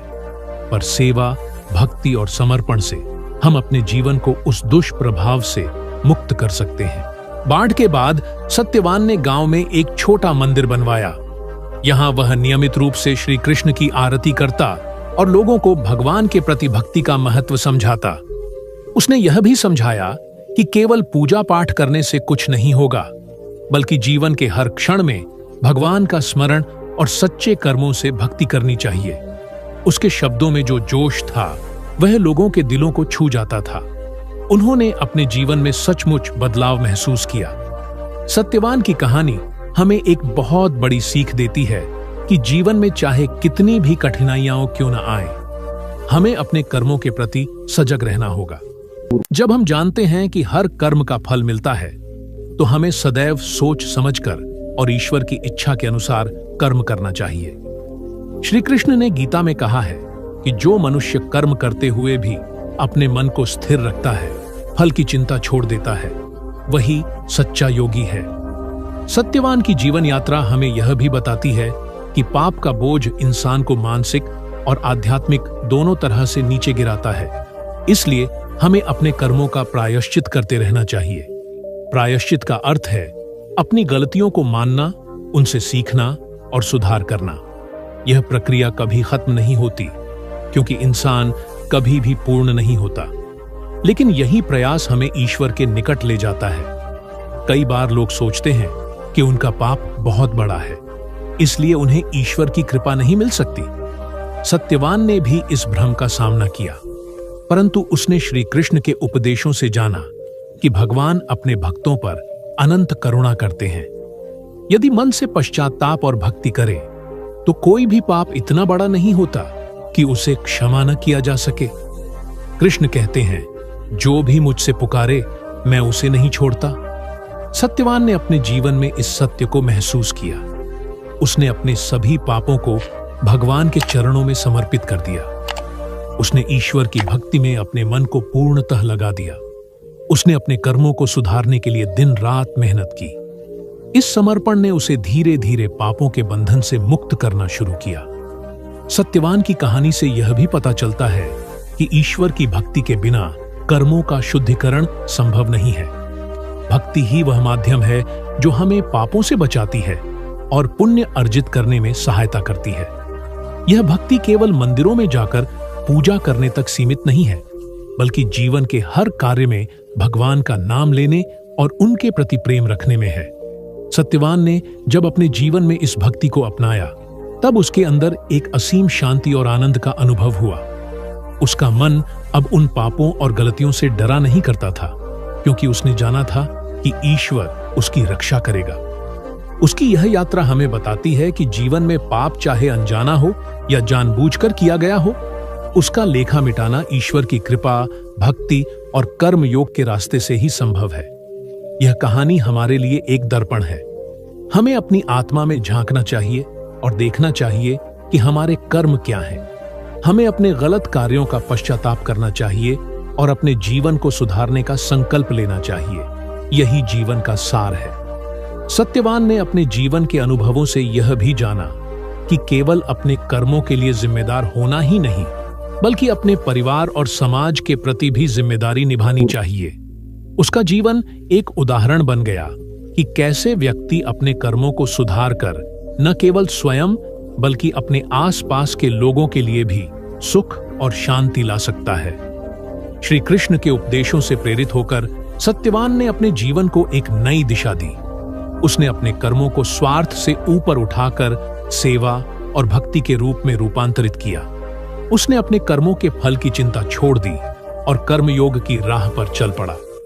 इस प्रकार सत्यवान की कहानी हमें जीवन के सबसे महत्वपूर्ण सत्य से परिचित कराती है कि कर्मों का लेखा मिटता नहीं, चाहे वे पाप हों या पुण्य। लेकिन ईश्वर की भक्ति, समर्पण और सही कर्मयोग से हम अपने जीवन को सुंदर और सार्थक बना सकते हैं। यही श्री कृष्ण का संदेश है और यही जीवन का परम उद्देश्य। सत्यवान की कहानी एक अद्भुत जीवन दर्शन का परिचायक है जो हमें गहराई से समझाती है कि इस संसार में पाप चाहे अनजाने में किया गया हो या जानबूझकर, उसका लेखा किताब अवश्य होता है। यह कानून न तो कभी बदलता है और न ही कोई उससे बच सकता है। कर्म के फल की अनिवार्यता को समझना मानव जीवन का सबसे बड़ा उपकार है, क्योंकि इसी समझ के माध्यम से हम अपने जीवन को दिशा देते हैं। श्री कृष्ण ने गीता में जो ज्ञान दिया है वह हमें यही सिखाता है कि कर्म करते रहो पर फल की चिंता मत करो। कर्म योग की यही सीख सत्यवान के जीवन की आधारशिला बनी। सत्यवान ने अपने अनुभवों से जाना कि पाप के बोझ से मुक्ति केवल ईश्वर की भक्ति, सच्चे मन से किए गए प्रायश्चित और अपने कर्मों को सुधारने की इच्छा से संभव है। कोई भी पाप इतना बड़ा नहीं होता कि उसका प्रायश्चित और ईश्वर की कृपा उसे दूर न कर सके। यह संसार कर्मों का मंदिर है, जहां हर कर्म की छाया हमारे ऊपर पड़ती है। हम अपने कर्मों से ही अपने जीवन के सुख दुख के निर्माता हैं। इस संसार में कोई ऐसा नहीं जो अपने कर्मों से बच सके, परंतु भगवान श्री कृष्ण की असीम दया से जो मनुष्य अपनी गलती मानकर अपने हृदय से पश्चाताप करता है वह नया जीवन प्राप्त कर सकता है। सत्यवान की कहानी यह भी स्पष्ट करती है कि भक्ति मात्र पूजा पाठ तक सीमित नहीं होती। असली भक्ति तो वह है जो हमारे कर्मों में झलकती है, जो दूसरों की सेवा में, अपने कर्तव्य पालन में और ईश्वर के प्रति अटूट श्रद्धा में प्रकट होती है। सेवा और समर्पण के मार्ग पर चलने वाला व्यक्ति अपने पापों को धो सकता है और मोक्ष की ओर अग्रसर हो सकता है।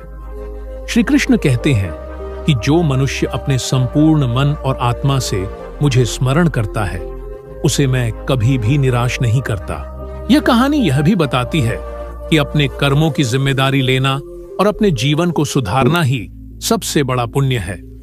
केवल दूसरों को दोष देना या बहाने बनाना मानवता की सबसे बड़ी भूल है। सत्यवान ने अपने जीवन में इस बात को आत्मसात किया कि अपने पापों को समझकर उनसे मुक्ति के लिए प्रयास करना ही जीवन का सार है।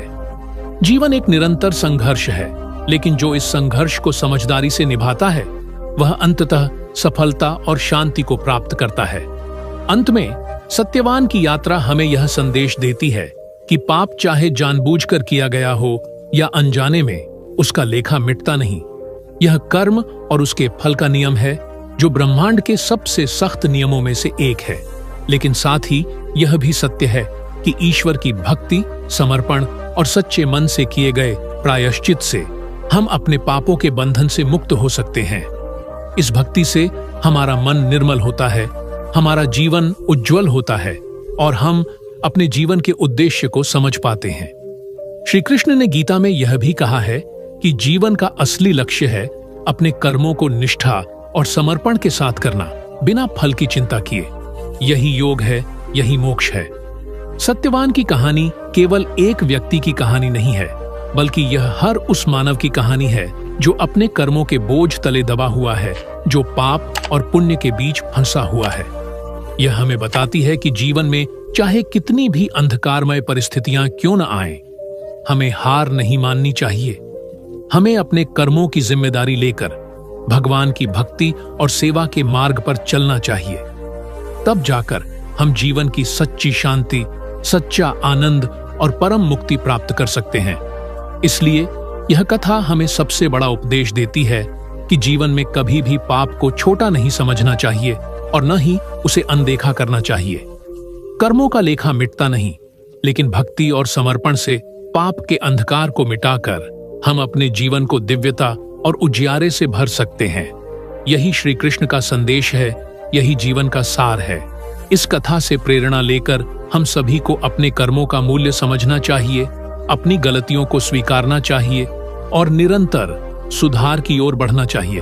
जब हम ईश्वर की ओर पूरी श्रद्धा और विश्वास के साथ बढ़ेंगे, तब हम अपने जीवन में असीम शांति और आनंद का अनुभव कर सकेंगे। यही है जीवन का सच्चा उद्देश्य और यही है कर्म का उच्चतम फल।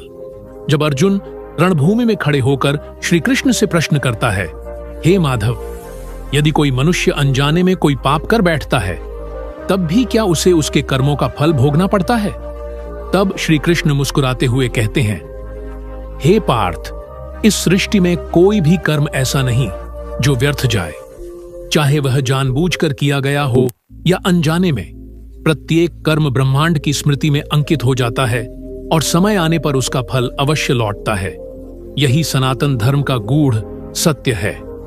अर्जुन की तरह ही आज का मनुष्य भी इस प्रश्न में उलझा रहता है कि यदि हमसे कोई गलती हो जाए, वह भी बिना किसी दुर्भावना के, तब भी क्या ईश्वर उसे पाप मानते हैं?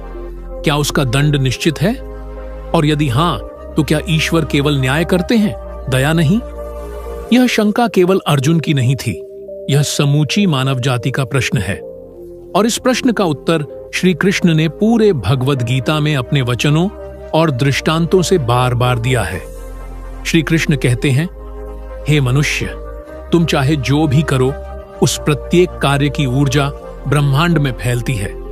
जब कोई कार्य पुण्य का होता है तो वह ऊर्जा सुखद परिस्थितियां बनाकर लौटती है, और जब कोई कार्य पाप का होता है, भले ही अनजाने में क्यों ना किया गया हो, वह भी दुखद परिणाम बनकर वापस आता है।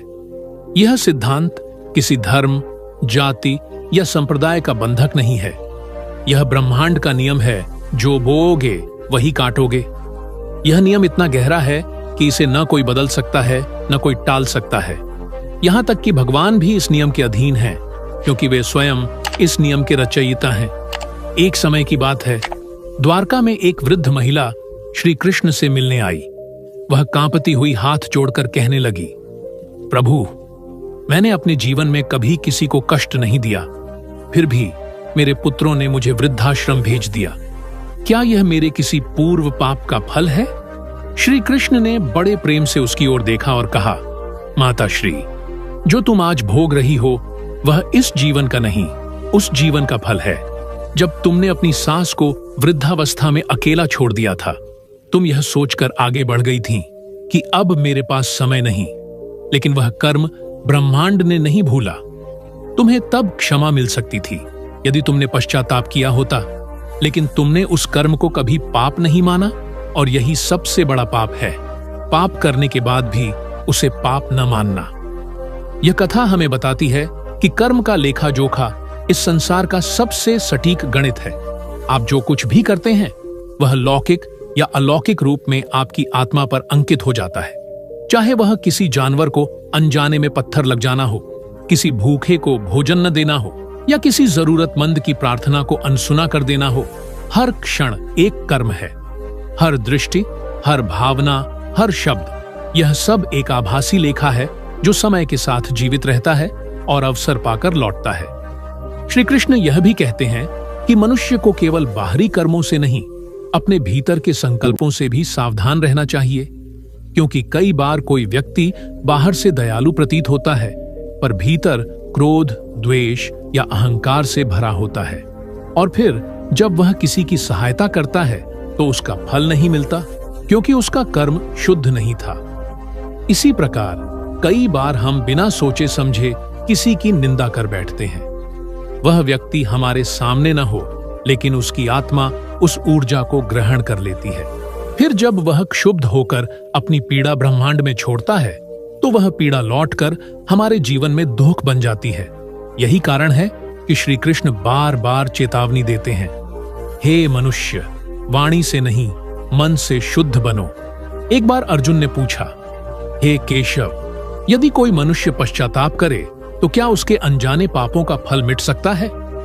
श्री कृष्ण उत्तर देते हैं, हां अर्जुन, यदि पश्चाताप सच्चे हृदय से हो तो वह अग्नि के समान होता है, जो पाप के संस्कारों को भस्म कर देता है। लेकिन यह पश्चाताप केवल शब्दों का नहीं होना चाहिए, यह आत्मा की गहराई से उठी पुकार होनी चाहिए, जिसमें ग्लानि हो, सुधार की भावना हो और उस भूल को न दोहराने का संकल्प हो। आज जब हम अपने जीवन में कई बार अकारण पीड़ा सहते हैं, किसी रोग के रूप में, किसी अपमान, असफलता या दुर्घटना के रूप में, तब हमें यह लग सकता है कि जीवन अन्याय कर रहा है। लेकिन श्री कृष्ण कहते हैं, जो कुछ भी घटता है वह बिना कारण नहीं होता। मनुष्य का हर वर्तमान उसके अतीत का प्रतिबिंब है। वह अतीत चाहे इस जन्म का हो या पूर्व जन्मों का, वह भूल नहीं गया है। इसीलिए यह समझना अत्यंत आवश्यक है कि हमें अपने जीवन के हर कार्य को जागरूकता से करना चाहिए। हमें हर दिन सोने से पहले आत्मचिंतन करना चाहिए। क्या मैंने आज किसी को अनजाने में आहत किया? क्या मेरी किसी बात से किसी को दुख पहुंचा? श्री कृष्ण आगे कहते हैं कि एक महान आत्मा वह नहीं होती जो कभी पाप न करे, बल्कि वह होती है जो अपने पापों को पहचान कर उनका परिमार्जन करे। इसलिए यदि तुमसे कोई अनजाना पाप हो जाए तो भयभीत न हो, बल्कि सच का सामना करो। क्षमा मांगने से बड़ा कोई बल नहीं है, दान देने से बड़ा कोई कर्म नहीं है, और सेवा करने से बड़ा कोई तप नहीं है। यही उपाय हैं उस पाप के प्रभाव को कम करने के। जब कोई व्यक्ति प्रायश्चित करता है तो उसका फल धीरे धीरे उसकी आत्मा को शुद्ध करता है। यदि किसी ने अन्न का अपमान किया हो तो वह भूखों को अन्न खिलाए। यदि किसी ने जल को व्यर्थ बहाया हो तो प्यासों को जल पिलाए। यदि किसी ने पेड़ काटा हो तो वह वृक्षारोपण करे। यही वह मार्ग है जिससे कर्म सुधरते हैं और पाप का भार कम होता है। कभी कभी हम सोचते हैं कि इतने सारे पापों का फल कैसे भोगा जाएगा, लेकिन श्री कृष्ण कहते हैं, हे मनुष्य, जैसे सूर्य की एक किरण हजारों अंधेरों को मिटा देती है, वैसे ही एक सच्चे क्षण का पुण्य हजारों पापों को ध्वस्त कर सकता है। इसलिए कभी निराश मत हो, अपने पापों से डरो, लेकिन उनसे ऊपर उठने का प्रयास करो। हर क्षण तुम्हें नया अवसर देता है। संकल्प लो, साधना करो, सेवा करो। यही पथ है मोक्ष का।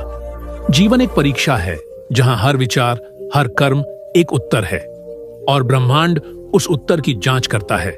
यदि उत्तर सही है, सत्य, करुणा, सेवा और प्रेम से भरा हुआ, तो वह तुम्हें आगे बढ़ाता है। लेकिन यदि उत्तर गलती से भरा है, क्रोध, लोभ, ईर्ष्या या अहंकार से, तो वह तुम्हें सीख देता है, कभी कठिनाई के रूप में, कभी हानि के रूप में। यह जीवन तुम्हारा शिक्षक है और श्री कृष्ण तुम्हारे भीतर बैठे मार्गदर्शक हैं। वे हर क्षण तुम्हें देख रहे हैं, सुन रहे हैं और तुम्हारे अंतरात्मा में चेतावनी दे रहे हैं। ठहर जा, सोच ले, यह कार्य तेरे जीवन में कैसा फल देगा। इसलिए हे मनुष्य, कभी यह मत सोच कि तू अकेला है या तेरा कोई पाप छुप जाएगा। कुछ भी छुपा नहीं है। ब्रह्मांड स्वयं एक चेतनात्मा है जो हर स्पंदन को महसूस करता है, और जो तू बोएगा वही तू पाएगा, चाहे वह प्रेम हो या पीड़ा, सेवा हो या स्वार्थ। इस संपूर्ण प्रवचन का सार यही है कि अनजाने पाप भी कर्मफल बनकर लौटते हैं, लेकिन उनके लौटने से पहले भी मनुष्य के पास अवसर होता है सुधार का, सेवा का, क्षमा का और परिवर्तन का। श्री कृष्ण तुम्हें दंड नहीं देना चाहते, वे तुम्हें चेताना चाहते हैं। वे तुम्हारे भीतर के प्रकाश को जगाना चाहते हैं, और जब तुम वह प्रकाश पहचान लोगे, तब हर पाप, हर पीड़ा, हर भय सब दूर हो जाएगा, क्योंकि तब तुम कर्ता नहीं, साक्षी बन जाओगे। और जब मनुष्य साक्षी बनता है, तब वह स्वयं में श्री कृष्ण को देखता है, हर अनुभव में, हर कर्म में। इसलिए हे आत्मन, जागो, अपने प्रत्येक कर्म को तप बना दो, हर भावना को प्रेम बना दो, हर गलती को ज्ञान बना दो। तब अनजाने पाप भी तुम्हें छू नहीं पाएंगे, क्योंकि तब तुम श्री कृष्ण की छाया में होगे, जहां केवल प्रकाश है और कुछ नहीं। जब श्री कृष्ण ने यह ज्ञान अर्जुन को दिया था, तब केवल वही अर्जुन नहीं बदला था, बल्कि यह संसार भी एक अमूल्य सत्य से परिचित हुआ था। परंतु यह ज्ञान केवल सुन लेने से नहीं उतरता हृदय में, उसे जीना पड़ता है, उसकी अग्नि में तपना पड़ता है। अनजाने पापों का फल केवल तब नहीं लौटता जब तुम भूल करते हो, वह तब भी लौटता है जब तुम भूल को समझने से इनकार करते हो। यही कारण है कि इस ब्रह्मांड में न्याय चुपचाप कार्य करता है। वह न तो तुरंत दंड देता है, न ही तुरंत माफ करता है। वह तुम्हारे हृदय की सच्चाई की प्रतीक्षा करता है। द्वारका की गलियों में एक साधु आया था जिसे कोई नहीं जानता था। वह फटे कपड़ों में, शांत आंखों से, बिना किसी अपेक्षा के भगवान के नाम का जाप करता चलता था। लोग उसे पागल कहते, परंतु कुछ लोग उसके समीप बैठते और उसकी आंखों में झांककर ऐसा अनुभव करते मानो वे अपने भीतर उतर गए हों। वह साधु किसी से कुछ नहीं कहता, लेकिन उसकी उपस्थिति ही जैसे आत्मा की गहराई में उतर जाती। एक दिन जब वह द्वारका के मंदिर की सीढ़ियों पर बैठा था, तब वहां का एक धनी व्यापारी उसकी ओर आया।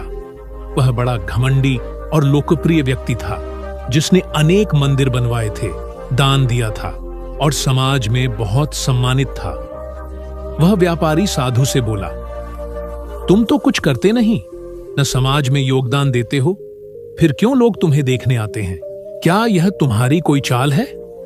साधु ने उस व्यापारी की ओर देखा और शांत स्वर में बोला, तुमने मंदिर बनवाए हैं, यह बहुत पुण्य का कार्य है, लेकिन क्या तुमने कभी यह सोचा कि जिन मजदूरों ने उसे बनाया, क्या उन्हें तुमने पूरा पारिश्रमिक दिया था? क्या जिन पुजारियों को तुमने वहां रखा, उन्हें कभी अपमानित नहीं किया? क्या किसी गरीब ने जब तुमसे अन्न मांगा तब तुमने उसे खाली हाथ लौटाया नहीं था? व्यापारी हंसते हुए बोला, ये छोटी बातें हैं, मैंने बड़े पुण्य किए हैं, भगवान मेरे नाम का स्मरण हर जगह होता है। साधु ने गहरी दृष्टि से उसकी आंखों में देखा और कहा, हे व्यापारी, ब्रह्मांड तुम्हारे शब्द नहीं, तुम्हारे संकल्प देखता है। अनजाने में भी तुमने जिन्हें दुख दिया है, उनकी आहें ब्रह्मांड ने सुनी हैं, और जब समय आएगा वही पीड़ा लौटेगी, क्योंकि धर्म संख्याओं से नहीं चलता, भावना से चलता है। एक बूंद विष भी यदि गंगा जल में मिल जाए तो उसका स्वाद बदल जाता है। तुमने पुण्य किए हैं, यह सच है, लेकिन उन्हें अहंकार ने ढक लिया है, और जहां अहंकार आता है वहां भगवान का निवास नहीं होता। साधु की यह बात सुनकर व्यापारी भीतर से कांप गया। वह पहली बार अपने कर्मों की ओर देखने लगा। उस रात उसने नींद नहीं ली। उसे सपनों में वे सब लोग दिखाई दिए जिनसे उसने जीवन में कठोरता से व्यवहार किया था। एक वृद्ध नौकर जिसे उसने गलती पर निकाल दिया था, एक विधवा जो उसके द्वार पर आकर रोई थी, एक अनाथ बच्चा जिसे उसने धक्के से हटाया था। वे सब सपनों में रो रहे थे और उसे देख रहे थे। वह पसीने में डूबकर उठ बैठा और सीधे मंदिर की ओर भागा।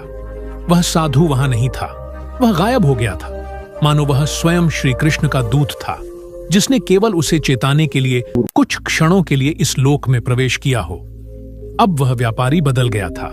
उसने सबसे पहले उन सभी से क्षमा मांगी जिनसे उसने किसी भी रूप में अन्याय किया था। उसने अपने नौकरों को बुलाकर उन्हें गले लगाया, अपने मंदिरों के पुजारियों से क्षमा मांगी और निर्धनों के लिए भोजनालय शुरू करवाया। यह उसका प्रायश्चित नहीं था, यह उसका आत्म परिवर्तन था। अब वह दान नहीं करता था, सेवा करता था। अब वह मंदिर नहीं बनवाता था, लोगों के भीतर ईश्वर को जागृत करने का कार्य करता था। श्री कृष्ण कहते हैं, जब कोई मनुष्य अपने भीतर के सत्य को पहचान लेता है, तब वह पापों के चक्र से मुक्त होने लगता है। पाप कोई बाहरी वस्तु नहीं, वह आत्मा पर चढ़ा एक अंधकार है, जिसे केवल प्रेम, सेवा और सच्चा पश्चाताप ही धो सकता है। उस व्यापारी ने यह बात जीवन में समझ ली थी। ऐसे ही एक और कथा है। एक ब्राह्मण जो अपने ज्ञान पर बहुत गर्व करता था। वह वेदों के श्लोक बिना रुके बोल सकता था और हर वाद विवाद में दूसरों को पराजित कर देता था। लेकिन एक दिन उसके पास एक गूंगा बालक आया जो केवल हाथ के इशारे से कुछ कहने की कोशिश कर रहा था। ब्राह्मण ने उसे झिड़क दिया, तू किस योग्य है? तू न बोल सकता है, न सुन सकता है, तो क्या समझेगा धर्म को? उस बालक की आंखें भर आईं और वह लौट गया। वर्षों बीत गए। ब्राह्मण बूढ़ा हो गया, लेकिन उसका घमंड बना रहा। एक दिन उसे एक गंभीर रोग ने घेर लिया। उसकी वाणी चली गई, वह बोल नहीं सका। वह मंदिर के बाहर बैठा केवल देखता रह गया। तब एक युवक आया जिसने उसके इशारे समझे और उसे जल पिलाया, उसे भोजन कराया। वह वही बालक था जो अब बड़ा हो चुका था। वह गूंगा था, लेकिन उसके भीतर करुणा थी, और ब्राह्मण को उसी क्षण श्री कृष्ण का दर्शन हुआ। उसे समझ आया, मैंने जिसे अपमानित किया था वही मुझे सहारा दे रहा है। वह रो पड़ा और मन ही मन श्री कृष्ण से प्रार्थना करने लगा, प्रभु, मेरा सबसे बड़ा पाप यह था कि मैंने दूसरों को उनकी दुर्बलता से आंका, न कि उनके हृदय की शुद्धता से। श्री कृष्ण कहते हैं, जब तक मनुष्य दूसरों को अपने से हीन समझता है, तब तक वह पाप कर रहा है, चाहे वह जानता हो या नहीं। पाप वह नहीं जो केवल हिंसा से होता है, पाप वह भी है जो घृणा, उपेक्षा और अभिमान से होता है। और यह सब कर्म फल बनकर लौटते हैं, कभी इस जन्म में, कभी अगले में, लेकिन अवश्य लौटते हैं। मनुष्य को चाहिए कि वह अपने जीवन को एक तीर्थ के समान माने, हर क्षण को पवित्र बनाए, और यदि कभी कोई भूल हो भी जाए तो उसे स्वीकार करे, क्योंकि श्री कृष्ण कहते हैं, जब कोई आत्मा यह कहती है कि मैंने गलती की है, तभी उसकी यात्रा आरंभ होती है। लेकिन जब कोई कहता है कि मैं तो सही हूं, बाकी सब गलत हैं, तब उसकी यात्रा रुक जाती है। हम सब अनजाने में पाप करते हैं, किसी की बात काट देते हैं, किसी को नजरअंदाज कर देते हैं, किसी पर व्यंग्य करते हैं, किसी के लिए द्वेष पाल लेते हैं। यह सब सांसारिक दृष्टि से छोटी बातें लगती हैं, लेकिन आत्मा की दृष्टि से यह सब पाप है, क्योंकि ब्रह्मांड तुम्हारे शब्द नहीं, तुम्हारे संकल्प और दृष्टिकोण को पढ़ता है और वही लौट आता है। इसलिए जीवन में जब भी कुछ बुरा घटे तो केवल परिस्थितियों को दोष न दो, अपने भीतर झांको। हो सकता है यह किसी अनजाने पाप का प्रतिफल हो सकता है कि तुमने किसी को उस समय ठुकरा दिया हो जब वह जीवन के सबसे कठिन मोड़ पर खड़ा था। हो सकता है तुमने किसी का अपमान किया हो, यह सोचकर कि वह कमजोर है। हो सकता है तुमने अपने माता पिता की भावनाओं को समझे बिना उन्हें अकेला छोड़ दिया हो। यह सब बातें ब्रह्मांड के दस्तावेजों में लिखी होती हैं और वे समय आने पर निर्णय देती हैं। लेकिन इसी ब्रह्मांड में श्री कृष्ण की कृपा भी निवास करती है, और यदि तुम सच्चे मन से क्षमा मांगो, सेवा का मार्ग अपनाओ और अपने जीवन को दूसरों के लिए उपयोगी बनाओ, तो वही ब्रह्मांड तुम्हारे पापों को पुण्य में परिवर्तित कर देता है। यही है श्री कृष्ण की लीला। वे केवल दंड नहीं देते, वे उद्धार भी करते हैं। इसलिए हे मानव, आज से हर दिन को तप बना दे, हर कार्य को सेवा बना दे और हर सांस को स्मरण बना दे। तब पाप चाहे अनजाने में भी हुआ हो, उसका प्रभाव तुझ पर नहीं पड़ेगा, क्योंकि तब तू केवल शरीर नहीं, एक साधक होगा, श्री कृष्ण के चरणों की ओर बढ़ता हुआ एक पथिक। और जब तू इस भाव में जिएगा, तब जीवन एक वरदान बन जाएगा, जहां न कोई भय होगा, न पछतावा, केवल भक्ति होगी और भगवान का आशीर्वाद। जीवन के प्रत्येक क्षण में हमारा प्रत्येक कार्य, प्रत्येक भावना और प्रत्येक विचार ब्रह्मांड में अंकित हो जाता है। हम जो भी करते हैं, चाहे वह जानबूझकर किया गया हो या अनजाने में, उसका फल निश्चित रूप से हमें कभी न कभी भोगना पड़ता है। श्री कृष्ण हमें यह गूढ़ सत्य स्मरण कराते हैं कि जीवन में कोई भी कर्म निष्फल नहीं होता। हर मुस्कान, हर अश्रु, हर सहायता और उपेक्षा, सब कुछ समय के गर्भ में सुरक्षित रहता है और उचित समय पर वह कर्म फल बनकर हमारे सामने उपस्थित होता है। श्री कृष्ण कहते हैं कि अनजाने में किए गए पाप भी तब तक क्षमा योग्य नहीं होते जब तक हम उन्हें पहचान कर स्वीकार नहीं करते। यह स्वीकारोक्ति ही आत्मा की यात्रा की प्रथम सीढ़ी है। जिस क्षण हम यह मान लेते हैं कि हाँ, हमसे गलती हुई है, उसी क्षण हमारे भीतर परिवर्तन की चिंगारी जलती है। यह आग हमें पिघलाती है, भीतर की मैल को धोती है और आत्मा को निर्मल बनाती है। लेकिन जब तक हम अपने अहंकार में डूबे रहते हैं, जब तक हम दूसरों को ही दोष देते हैं और स्वयं को निर्दोष मानते हैं, तब तक हमारा उद्धार संभव नहीं। इस कथा में व्यापारी का बदलना, ब्राह्मण की विनम्रता में हुई देरी और गूंगे बालक की करुणा यह सिद्ध करते हैं कि पाप केवल हिंसा या चोरी से नहीं होता, वह हमारी सोच, हमारे व्यवहार और हमारी उदासीनता से भी जन्म लेता है। अनजाने पापों की प्रकृति यही है कि वे हमें तुरंत दिखाई नहीं देते, लेकिन वे हमारी आत्मा को धीरे धीरे जकड़ते जाते हैं, और जब हम उनके प्रति सजग नहीं होते, तब वे हमारे जीवन में कष्ट बनकर लौटते हैं। रोग, अपमान, हानि, अकेलापन या आध्यात्मिक पीड़ा के रूप में। श्री कृष्ण यह नहीं कहते कि पाप होना ही दोष है, वे यह कहते हैं कि पाप को न पहचानना, न स्वीकारना और न सुधारना ही सबसे बड़ा दोष है। इसीलिए उन्होंने अर्जुन को गीता में कर्मयोग, ज्ञान योग और भक्ति योग का मार्ग दिखाया। वे यह समझाते हैं कि यदि जीवन में कोई भी पाप हुआ हो, चाहे वह अज्ञानवश ही क्यों न हुआ हो, उसे सुधारा जा सकता है यदि मनुष्य अपने भीतर झांकने की शक्ति और सत्य को स्वीकार करने का साहस रखता है। क्षमा मांगना कमजोरी नहीं, बल्कि आत्मा की परिपक्वता का प्रमाण है। जब कोई व्यक्ति अपने अतीत की भूलों को स्वीकार कर उन्हें सुधारने का प्रयास करता है, तब ब्रह्मांड स्वयं उसकी सहायता करता है। जो व्यापारी कभी अपने अभिमान में डूबा था, वही जब सेवा के मार्ग पर चला तो उसकी आत्मा को शांति मिली। जो ब्राह्मण कभी दूसरों को तुच्छ समझता था, जब वह स्वयं मौन हो गया तब उसे दूसरों की पीड़ा का अनुभव हुआ।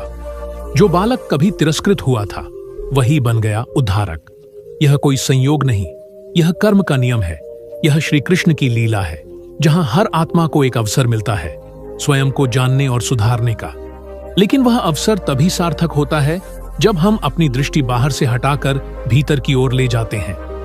यह कथा हमें यही सिखाती है कि हर दिन, हर संबंध, हर परिस्थिति में हमें सजग रहना चाहिए। हमें यह समझना चाहिए कि हम ईश्वर की दृष्टि से कभी भी अज्ञात नहीं हैं।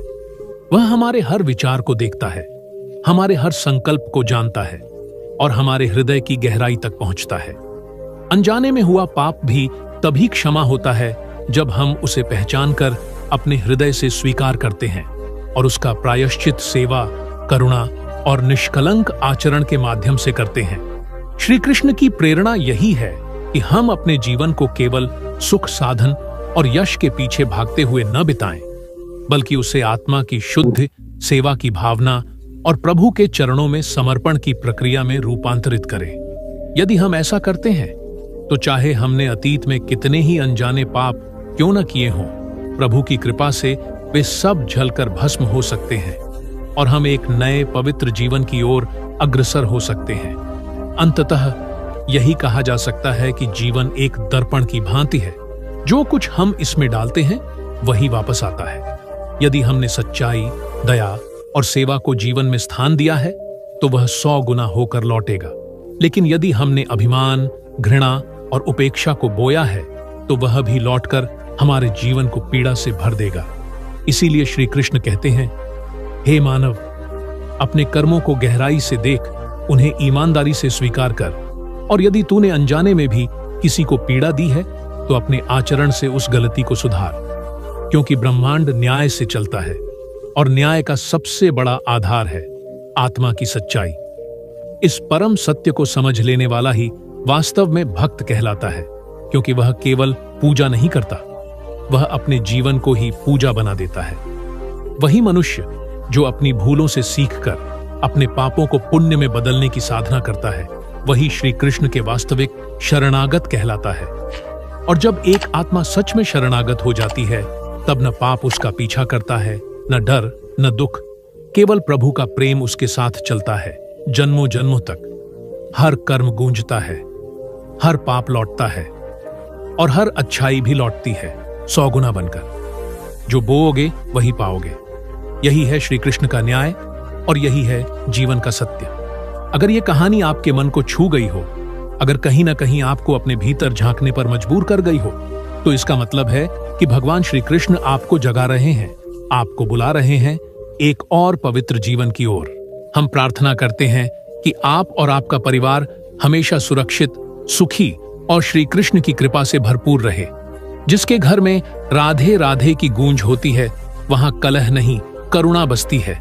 जहां हरे कृष्ण हरे राम का जाप होता है, वहां भय नहीं, भक्ति निवास करती है।